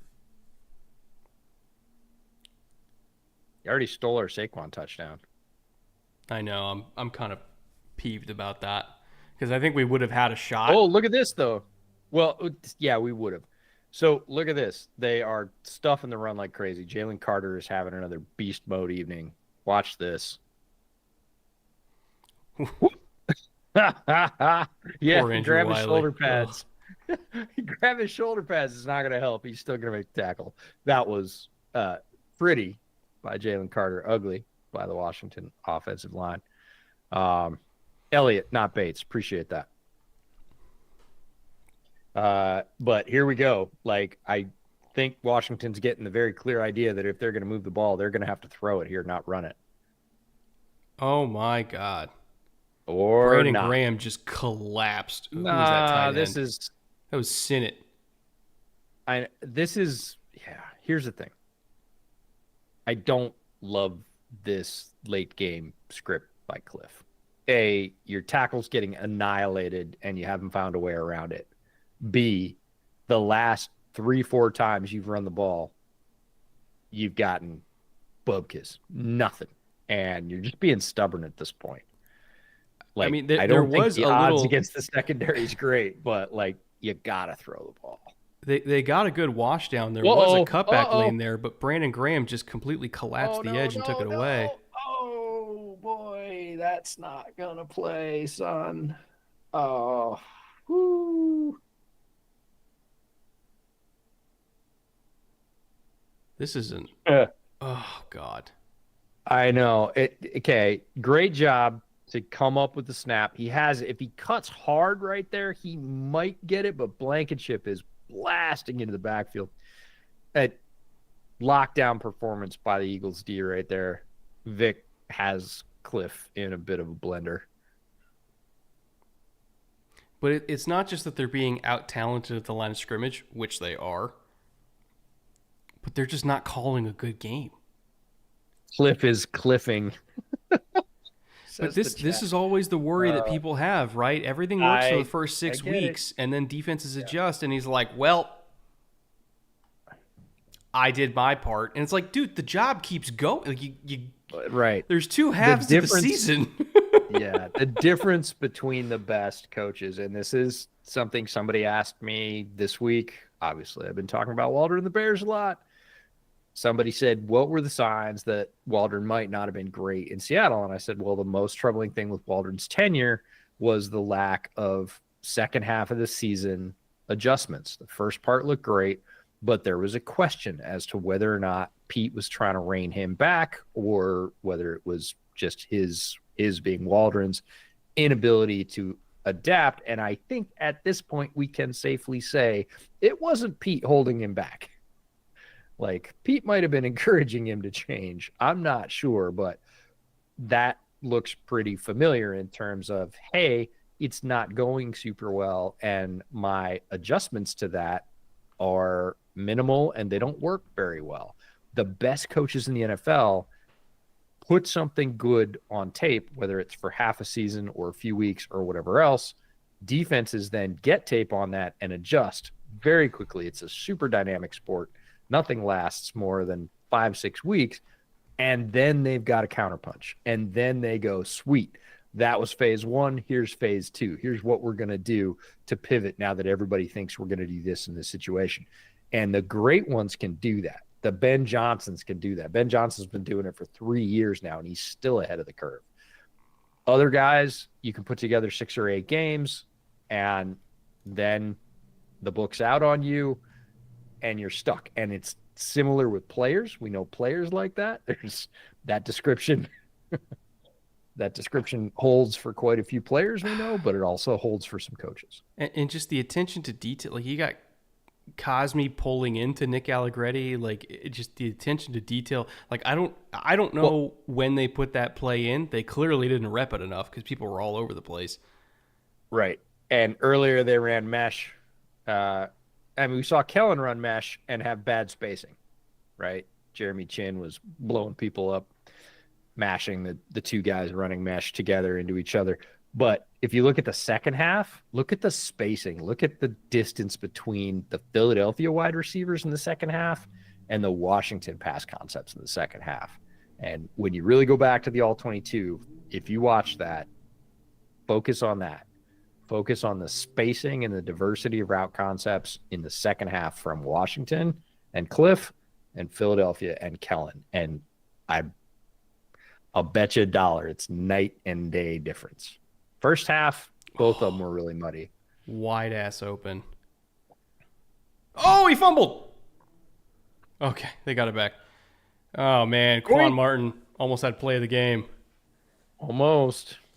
That's tough. Again, not a round ball. Sometimes it bounces right back to you. Oh, man, he just got high load.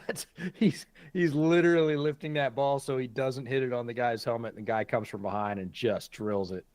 Quan, nice shot, man. That was as clean a punch on a ball as you're ever going to see. Peanut would be proud of that one, man. Yeah, I wish people understood the hand-eye coordination that takes. That's like hitting a good curveball. That guy's literally in front of you. You're chasing him. He's lifting his arm. You're punching down, and you like connect. That's a home run. Absolutely great. Great play by Quan Martin. Player we really liked coming out of college. Super aggressive. We really thought he was going to be on the field very soon. He has been. He's had his ups and downs. I'm not saying he's perfect, but that was an amazing play. All right. Eagles can probably finish this game right here if they can get a touchdown. Keyword probably. Oh! Again, A.J. Brown, hands, through contact, very sure-handed wide receiver. He took a shot. That was Sanders still, wasn't it? Might have been. I didn't see the number. Yep. I think it was Sanders still on A.J. Brown. And, again, a mass difference, but Sanders still can hit. And he hit him pretty good. There was no bobble there. He caught that ball clean. I want to bet the Eagles are in 4-down territory here. Like, I don't think they're sending Elliott back out there. If they get 2 yards, that's it. That's that.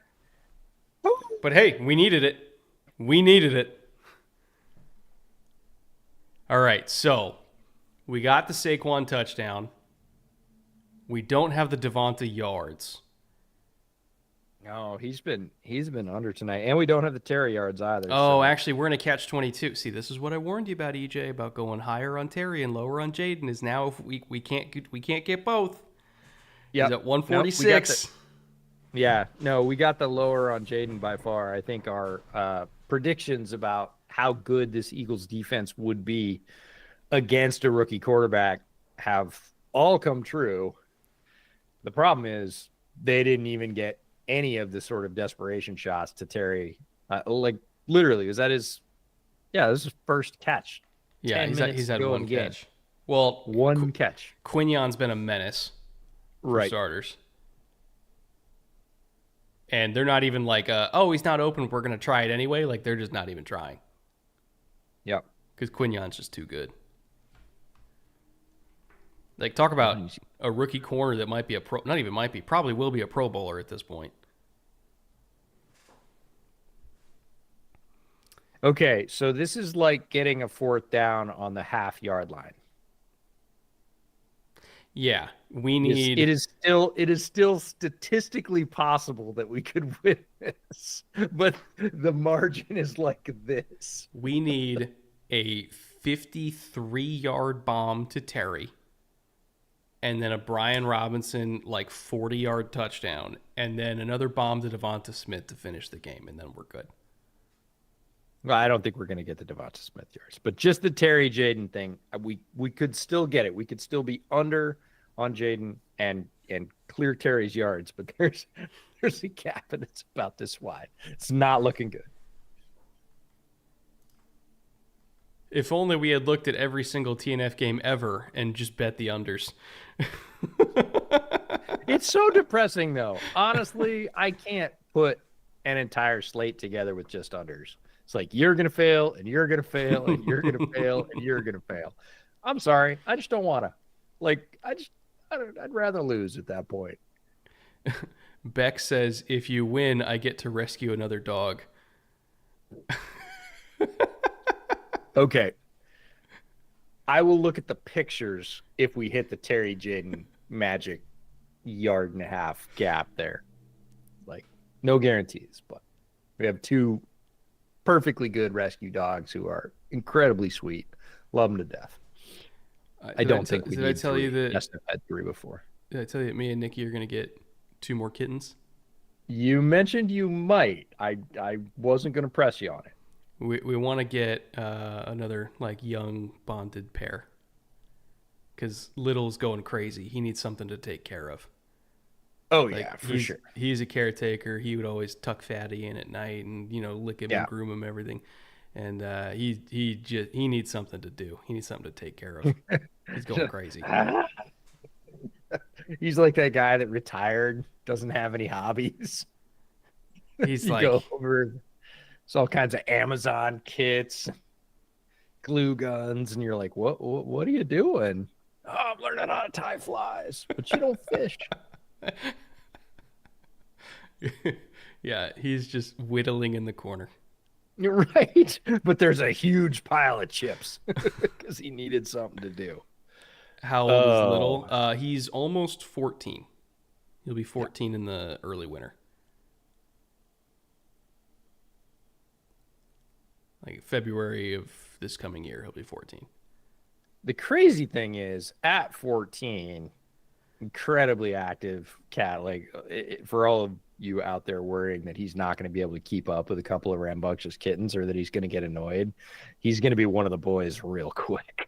Like, he'll be fine. Oh, that's going to be that. That's it. That's the game. Guess who he was throwing to? Don't even start with me. Okay. Mr. 62.5 receiving on Terry McLaurin against the best pass defense in the NFL. You wanted to go for Noah Brown in the second half. What are we doing here? Come on. Should have just gone all lowers. Fuck. Again, we thought about it as we were talking through this. So we've been working with Underdog for a couple of weeks to put this together. They let us know, hey, we'd like to have a branded slate for you guys, which we thought was amazing. Lots of particulars and logistics, and gave us a call earlier this week and said, we're going to be able to get it out. If you can make picks right now, we'll have them out in time for Thursday night. So called Brett, said, all right, pull up slate. Let's go through it. As we went through it, it was not a fun slate to pick. Lot of lines right where you want them, to encourage action on both sides. There were no clear wins. I thought the Saquon anytime touchdown was a clear win. Even while we were doing that, we picked that one and they took it down while we were making the picks. Later when we were talking to our friends at Underdog, we're like, you literally pulled 2 of the ones we had on our first slate down.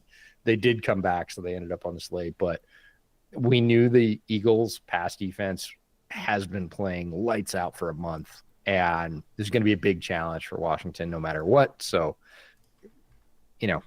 I got talked into the Jaden under. Very good call. Appreciate that. He didn't even get close. Like, he didn't even. Yeah. For those wondering, I just checked. So PFF live charts the game. Okay. Quinyon has 1 target on the day, no catches. Yeah. Just no. He's a beast. Closed for business. Nothing. Yeah. Like, nothing. Don't throw it here. Throw it somewhere else, but don't throw it here. And, oh, by the way, somewhere else is Cooper DeJean or Darius Slay. Good luck. Good luck, dude. Good luck. And that's the thing is, like, this is a defense. Hold on, let me pull it up. So I know they were averaging 175 a game going into this game. Hold on. Opponent pass yards per game. That would be third best in the NFL. And tonight, Jaden has 146. So they're already third best in the NFL, and they're only going up as of this game. That's crazy. That was a great break by Blankenship, but the options weren't good. If you go back and look at that play on the all 22 when it pops up and is available, Noah Brown was probably his best look unless the one backside was better, and it wasn't good. Like people, oh, why does he have trouble going through progressions, or why doesn't he have more yards, or what can he do better? It's like sometimes you come up against a defense that basically says you're not getting anything today. Like, it's all covered. You could throw at any of us, but if you do, we're probably going to get PBUs. We're all in phase. It's the old phrase. You literally have nobody open. Like, pick the best of the worst. And that's what that throw to Noah Brown was. Reed Blankenship made a great pivot to get around, turn it into an interception instead of a PBU. All smiles on the Eagles sideline right now. They needed this game in the division, in a big way. And they got it. And that is a boost for the second half of their season, especially with the team playing as well as they are. We talked about how the offense evolved. What was that, 2 weeks ago, 3 weeks ago? We did that pod. Yeah, around there. The Eagles evolved, right? And the defense has, about that time, they were just starting this rise with Cooper DeJean starting and really getting into the flow. Oh, nice cutback. See ya. Oh. And see, if you look at Saquon's first half numbers and second half numbers this season, it is astronomical. You know what it is? It's Derrick Henry. Oh my God, he just wears people down. That's right. Actually, I'm gonna look up the difference. Hold on. Let's see. Let me set my filters here. Give me a second. All right, we're doing this live, chat. Fuck it. I hate to tell you, we'll do it live. There's 4 minutes and 38 seconds, and Jaden gets the ball back. Yeah, but it's not I didn't do a flex pick because I'm stupid. We got no shot. We got no shot. They didn't throw it to Devonta enough, but we could still hit. I could still be compelled to look at pictures of shelter dogs. I just think you want a dog. I do not want a third. I've had 3, and the difference between 1 and 2 is not that much. The difference between 2 and 3 is a lot. I've done it twice in my life, gone from 2 to 3, and loved all 3 I had both times. They're all good dogs. I'm telling you, the difference between 2 and 3 is a lot. So let's see, 741 out of 1147. I'm doing quick math here. So he has 741 of his 1147 rushing yards in the second half. That is 65% of his production. Yep. If we're just talking about fourth quarter,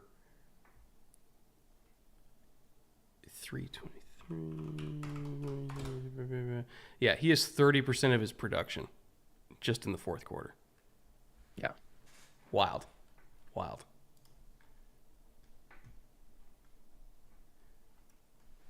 Helps to be a 230-pound running back that doesn't wear down. Yeah, with low 4.4 speed. Yeah, and a jillion-inch vert. Yeah, backwards even, turns out. Like, Saquon is a great case study for, in terms of position value versus is he just the best player, right? Because if you look at what happened with the Giants, they chose to long-term commit to DJ and then play with fire with Saquon rather than long-term committing to Saquon and then playing, quote-unquote, with fire with DJ. Because they tried to play the position value game rather than the is he an actual good football player game. And if they just went with who's the best football player, they would have paid Saquon and then franchise DJ. They went the other way around because they got cute And they're like, well, he's a running back. We can replace that. And I love Tyrone Tracy. I love Tyrone Tracy. He ain't Saquon. Is that cute, though? That's It's not dumb. cute. It's dumb. It's not cute. Like, yeah. Not loving it.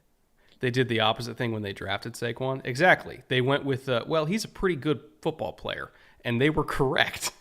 Look, they were correct. He's a pretty good football player. And then they just, for whatever reason along the road, forgot that. What can you do? But, and again, that's not me being anti Tyrone Tracy. I adore Tyrone Tracy, but Saquon is like so ridiculous. Saquon is. There's always about 5 or 6 guys at running back in the NFL that are real difference makers. Mm-hmm. That you do pay, or that you do go out of your way to really run an offense around. And we've seen guys on the edge of that envelope like Mixon. Mixon's not quite there, but he's so much better than what the Texans had. You're like, oh my God, their running game looks so much different with a guy like that. Even a guy on the edge of the elite backs. Saquon's in that group. Derrick Henry's in that group. I would argue that, when used properly and healthy, that Kenneth Walker is a guy that's sniffing that group. He is super dynamic and, again, change a game in a few plays. Christian McCaffrey, obviously, when healthy, makes a big difference in the San Francisco offense, even as good as it is. They're so much better with CMC in the lineup. There are a handful of those guys, and we're going to have a lot of this talk in the coming months. We are, because we're going to be talking about Ashton Jeanty from Boise State. Mm-hmm. And he is staggeringly good. We had the question about production. Yeah, he's got every bit of production, and he got it. He got some of his best production against some of the best talent he's going to face all season. I mean, he passes every test that way. Extra yards, yards over expected for Ashton. He's going to shatter that number. Like, it's not even going to be fair. He's going to be like 25% ahead of the next guy. It's ridiculous. So we're going to have that question about, okay, so what's he worth? And again, in a situation where he can be featured and they're set up for it, he's going to be worth a lot. He could be a missing piece that would send you on a run, even as a running back. But those guys are so rare. What a catch. Whew. I'm just, I'm kind of just writing down in pen Ashton Jeanty to Dallas. Like, it's going to happen. Like I would not be surprised. I think that's going to be a very popular mock draft pick. Chad is asking, is Jonathan Taylor in that group for you, EJ? So you had Henry, CMC, Saquon. Yeah. Who? As else? a pure runner, I said Kenneth Walker was on the edge. Mixon's right below for me, but he's sort of, again, when he was healthy, it was sort of a. I could say Bijan could get there. Jahmyr Gibbs could get there. Bijan is getting there this season. It's new, so we don't really know if it's going to hold, but he's literally 4th in the NFL in combined yards from scrimmage. So That's what everybody expected Bijan to be when he came out of Texas. He's finally getting there under Zach Robinson. If he keeps it up, he will be a name that's considered. He has the talent absolutely to be a difference-making back, because he can do it in the pass game. He can do it in the run game. He's got the speed, the agility, the size. It's the sort of, you need all boxes checked to be able to do that. Yeah, it's a good question about Taylor. Chubb when he was healthy, for sure. Chubb, absolutely. Like, Chubb is one of those guys that, against all odds, always turned the game in your favor as a running back. And there, again, are so few players that can do that. Taylor as a pure runner, absolutely. As a whole offensive threat, he's not very much in the passing game. And it's not that he can't be big enough, fast enough. He can catch, but they don't use him that way. So sort of limits his value, but he's so good as a runner that he kind of is that. People could make the kind of Chubb argument for him that way. That as a pure runner. Or the Derrick Henry argument, because it took Derrick a while to really be a contributor in the pass game. And even then, he's really only a contributor in the screen game. But yeah, for sure. So there's just a handful, 5 or 6 typically in the league at any one time. And then a bunch of guys who are, primed to be able to ascend. Like I said, Kenneth Walker, I don't think is, solidly in that group, but he is nipping at the heels. He could get that. there. People bring up Chuba Hubbard. I would say he's in the tier right below those guys, right? Where it's like really good running back, top 10 running back in the league right now. But there's levels to this, It's like the gap between 3 and 5 is the same as the gap between 5 and 12, Yeah. Yeah, I would say. So it's a fascinating question, but every year people are like, whoa, he's a running back. You can't pick him that high. And I would say mostly that's true. Statistically, numerically, that's true. But there are those guys that you go, oh. And quite frankly, there might be a couple of guys waiting in the wings. We haven't seen Carolina's top running back draft pick play yet. He could blow the doors off everybody. That could make that running back room incredibly dangerous because Chuba's really good. So you never really know, but you know about a handful of guys, and Saquon, Derrick Henry, CMC solidly in that group. It's just interesting because, we've had that discussion now multiple times with Saquon, when he got drafted, when he was up for a contract, when he got traded, like, is it worth it? Is running back still a thing? How does it matter? The NFL is pivoting back towards the run game a little bit this season. That needle is starting to sway for the first time in a long time. And you'll see, I don't think you'll see the contract numbers go up, but you do see the emphasis go up on, we need a guy, not just a guy. You need a guy that's going to make this offense really the guy. Yeah. And, the classic study, I think, between the last 2 seasons is the Texans. They had a good running back last year, and they have a better running back, not necessarily great, but much better running back. I think Joe Mixon is difference. Joe Mixon is great. Is he like all-timer? Like a Derrick Henry? No. But he's pretty great. I'll tell you what, after wandering the running back wasteland for a while, right. And that's what you see. This is the best running back the team has had since pre-debilitating injury Arian Foster. And boy, that's been a minute. Yeah, that's been a minute. And it makes a difference. Oh God, it makes a difference. And it's the thing, people look at, okay, why would I spend X millions a year on a running back that's going to get me $1,400 when I can spend nothing and get a running back that's going to get me $1,100? Like, if I can get 70% of the production for 5% of the cost, what's the difference? The difference is in all the drives where you really wish that you had a 3rd and 1 instead of a 3rd and 4, right? And that running back that gets you to 3rd and 1, or the running back that picks you up the first down on 2nd down so you don't have to get to 3rd down. The running back that makes a guy miss and pays it off with a touchdown when you desperately need it.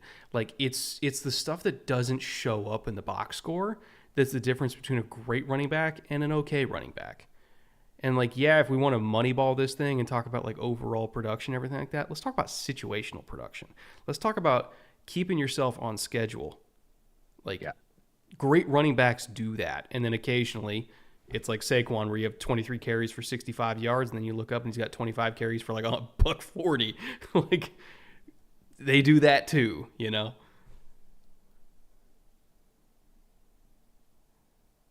well, I had season tickets for a couple of years in the Sean Alexander years. And it was a great offensive line, but Sean was one of those guys. Again, short passing game, not necessarily I'd say short to medium passing game, but mostly short. And he was exactly that. You'd say, oh man, he's had such an average day. I think he has 70 yards rushing and another 25 or 30 catching. You look down, he's got 145 rushing and 45 catching. And you're like, Jesus Christ, when did that happen? And he just made it look easy, and he did it over and over and over again.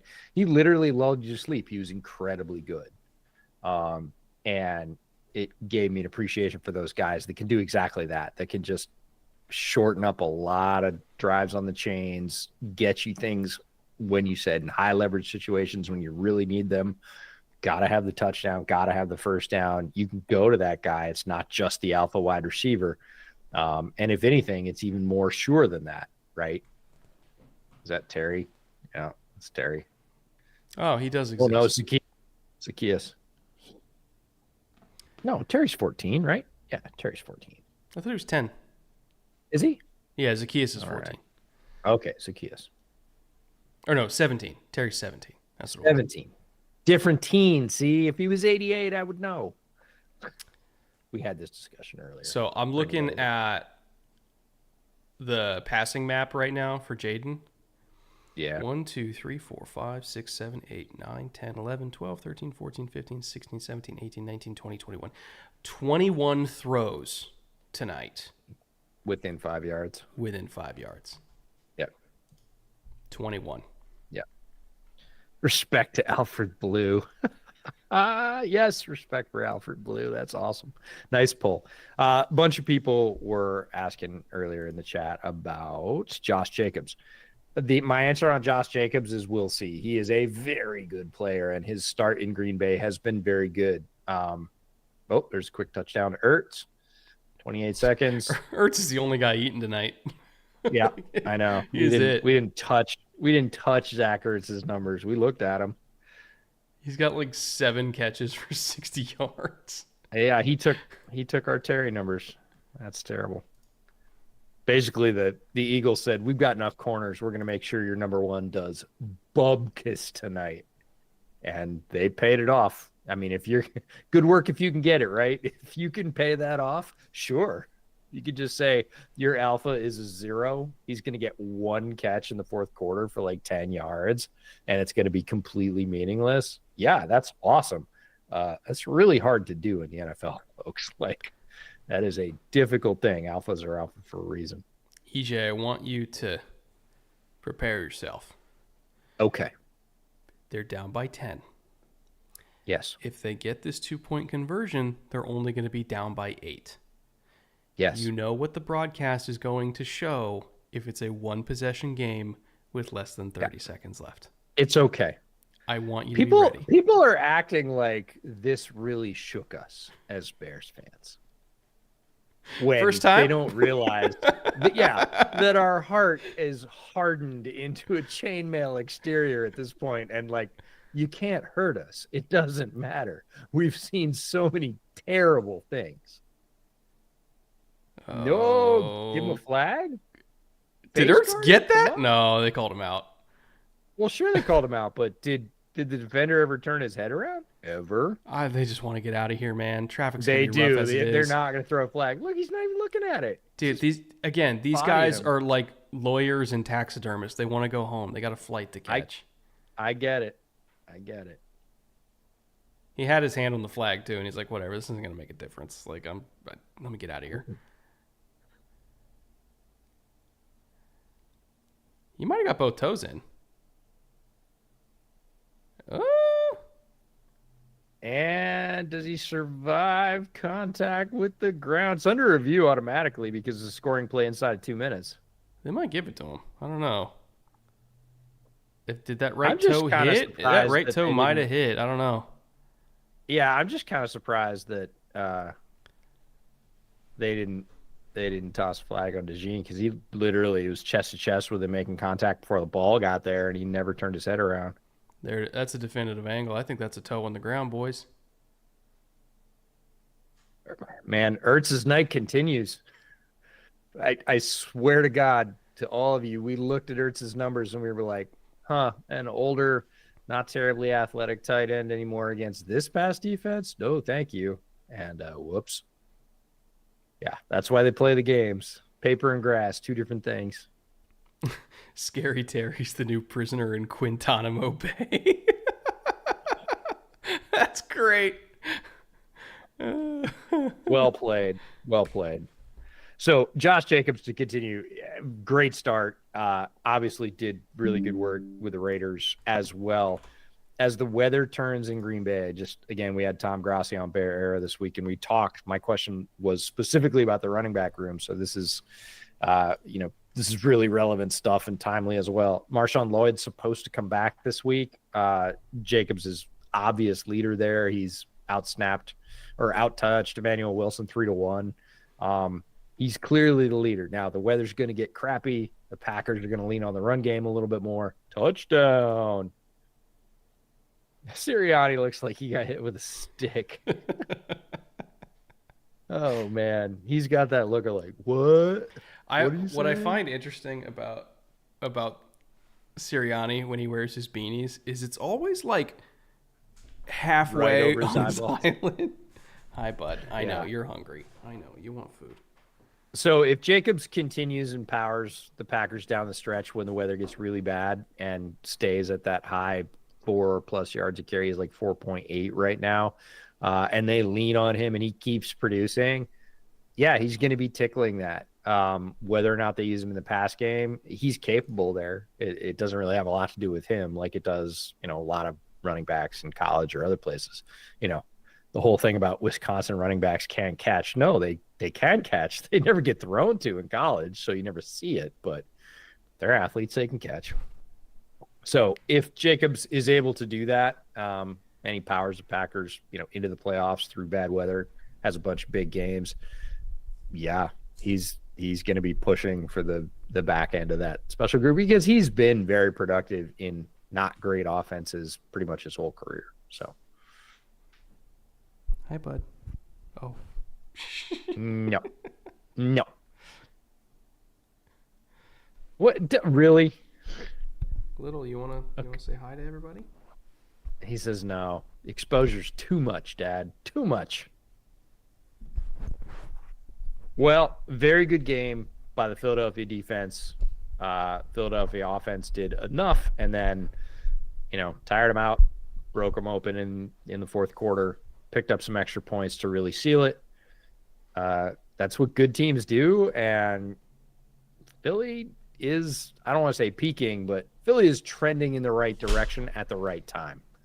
As the weather gets colder, as the divisions get tighter, like, this is when you need to be getting good, and Philadelphia is soliding up on both sides of the ball. They look formidable in an NFC that doesn't have a lot of other clear contenders. I just pinched the absolute shit out of my finger. I was loosening the tripod, and a full FX3 just came crashing down on my finger. That hurt like fuck. I was like, pinch or cut? I couldn't tell, but you were like, that really hurt. I'm not gonna lie. It looked like it. It looked like it. All right. You ever had like a 10-pound camera rig just slide onto your fucking finger? Ow. Yeah, I had a panic moment with the FX3 the other day because the ball came loose and it just rotated. It went whoop. I was like, your life flashes in front of your eyes for a second. Uh-huh. Like, oh no. Okay, it's still supported. Okay. Whoop. I was just trying to give the people a cat shot. You might give him an urgent care shot by the sounds of it. Meow for the mic, Little. So the thing with Little, you guys don't know this, he doesn't meow because he doesn't really know how to. He just makes these like little... He yowls a little bit. Well, he'll yowl, but he makes this like clicking sound. He like pecks at you. He doesn't know how to meow, so he just like I don't know. He's my little idiot, and I love him dearly. But he doesn't. He's a great little idiot. He doesn't know how to meow. It's not such a terrible thing. You tell him, Little. Tell him. All right. Well, game over. Strong win by the Eagles. It took them a little while to get going, but they got going. Commanders just never took advantage of any of the opportunities that were given to them, right? The Eagles left 5 points on the board through kicking woes. And, it's just, again, if you're looking at that passing map that I brought it up, if you're throwing the ball a total of, let me get the exact numbers here, 32 times, and the final count on the passing map is, out of 32 throws, 1, 2, too 1, many. 2, 3, 4, 5, 6, 7, 8, 9, 10, 11, 12, 13, 14, 15, 16, 17, 2, 3, 4, 5, 26. 26 throws out of 32. 5 yards or less. Not going to cut it. Not lovely. Not going to cut it. So, again, Eagles stamped down. Defensive line dominated. Corners dominated. Couldn't do anything. So, all right. I'm going to go. Bandage your finger? Put a Band-Aid on that because that hurts a lot. I will see you guys very soon. Again, we have a podcast episode coming out tomorrow. Probably late tomorrow would be my guess. Previewing some of the games. If you're a patron, we're going to have a bonus game that's going to be going up on the Patreon exclusively. It's going to be Hawks-Niners for our game preview for that. I want to thank Underdog for sponsoring and making this show possible. Again, check out the QR code. Use promo code BOOTLEG at the link in the description below. Up to $1,000 in deposit bonuses and a whole bunch of free picks. And with that, we'll see you guys soon.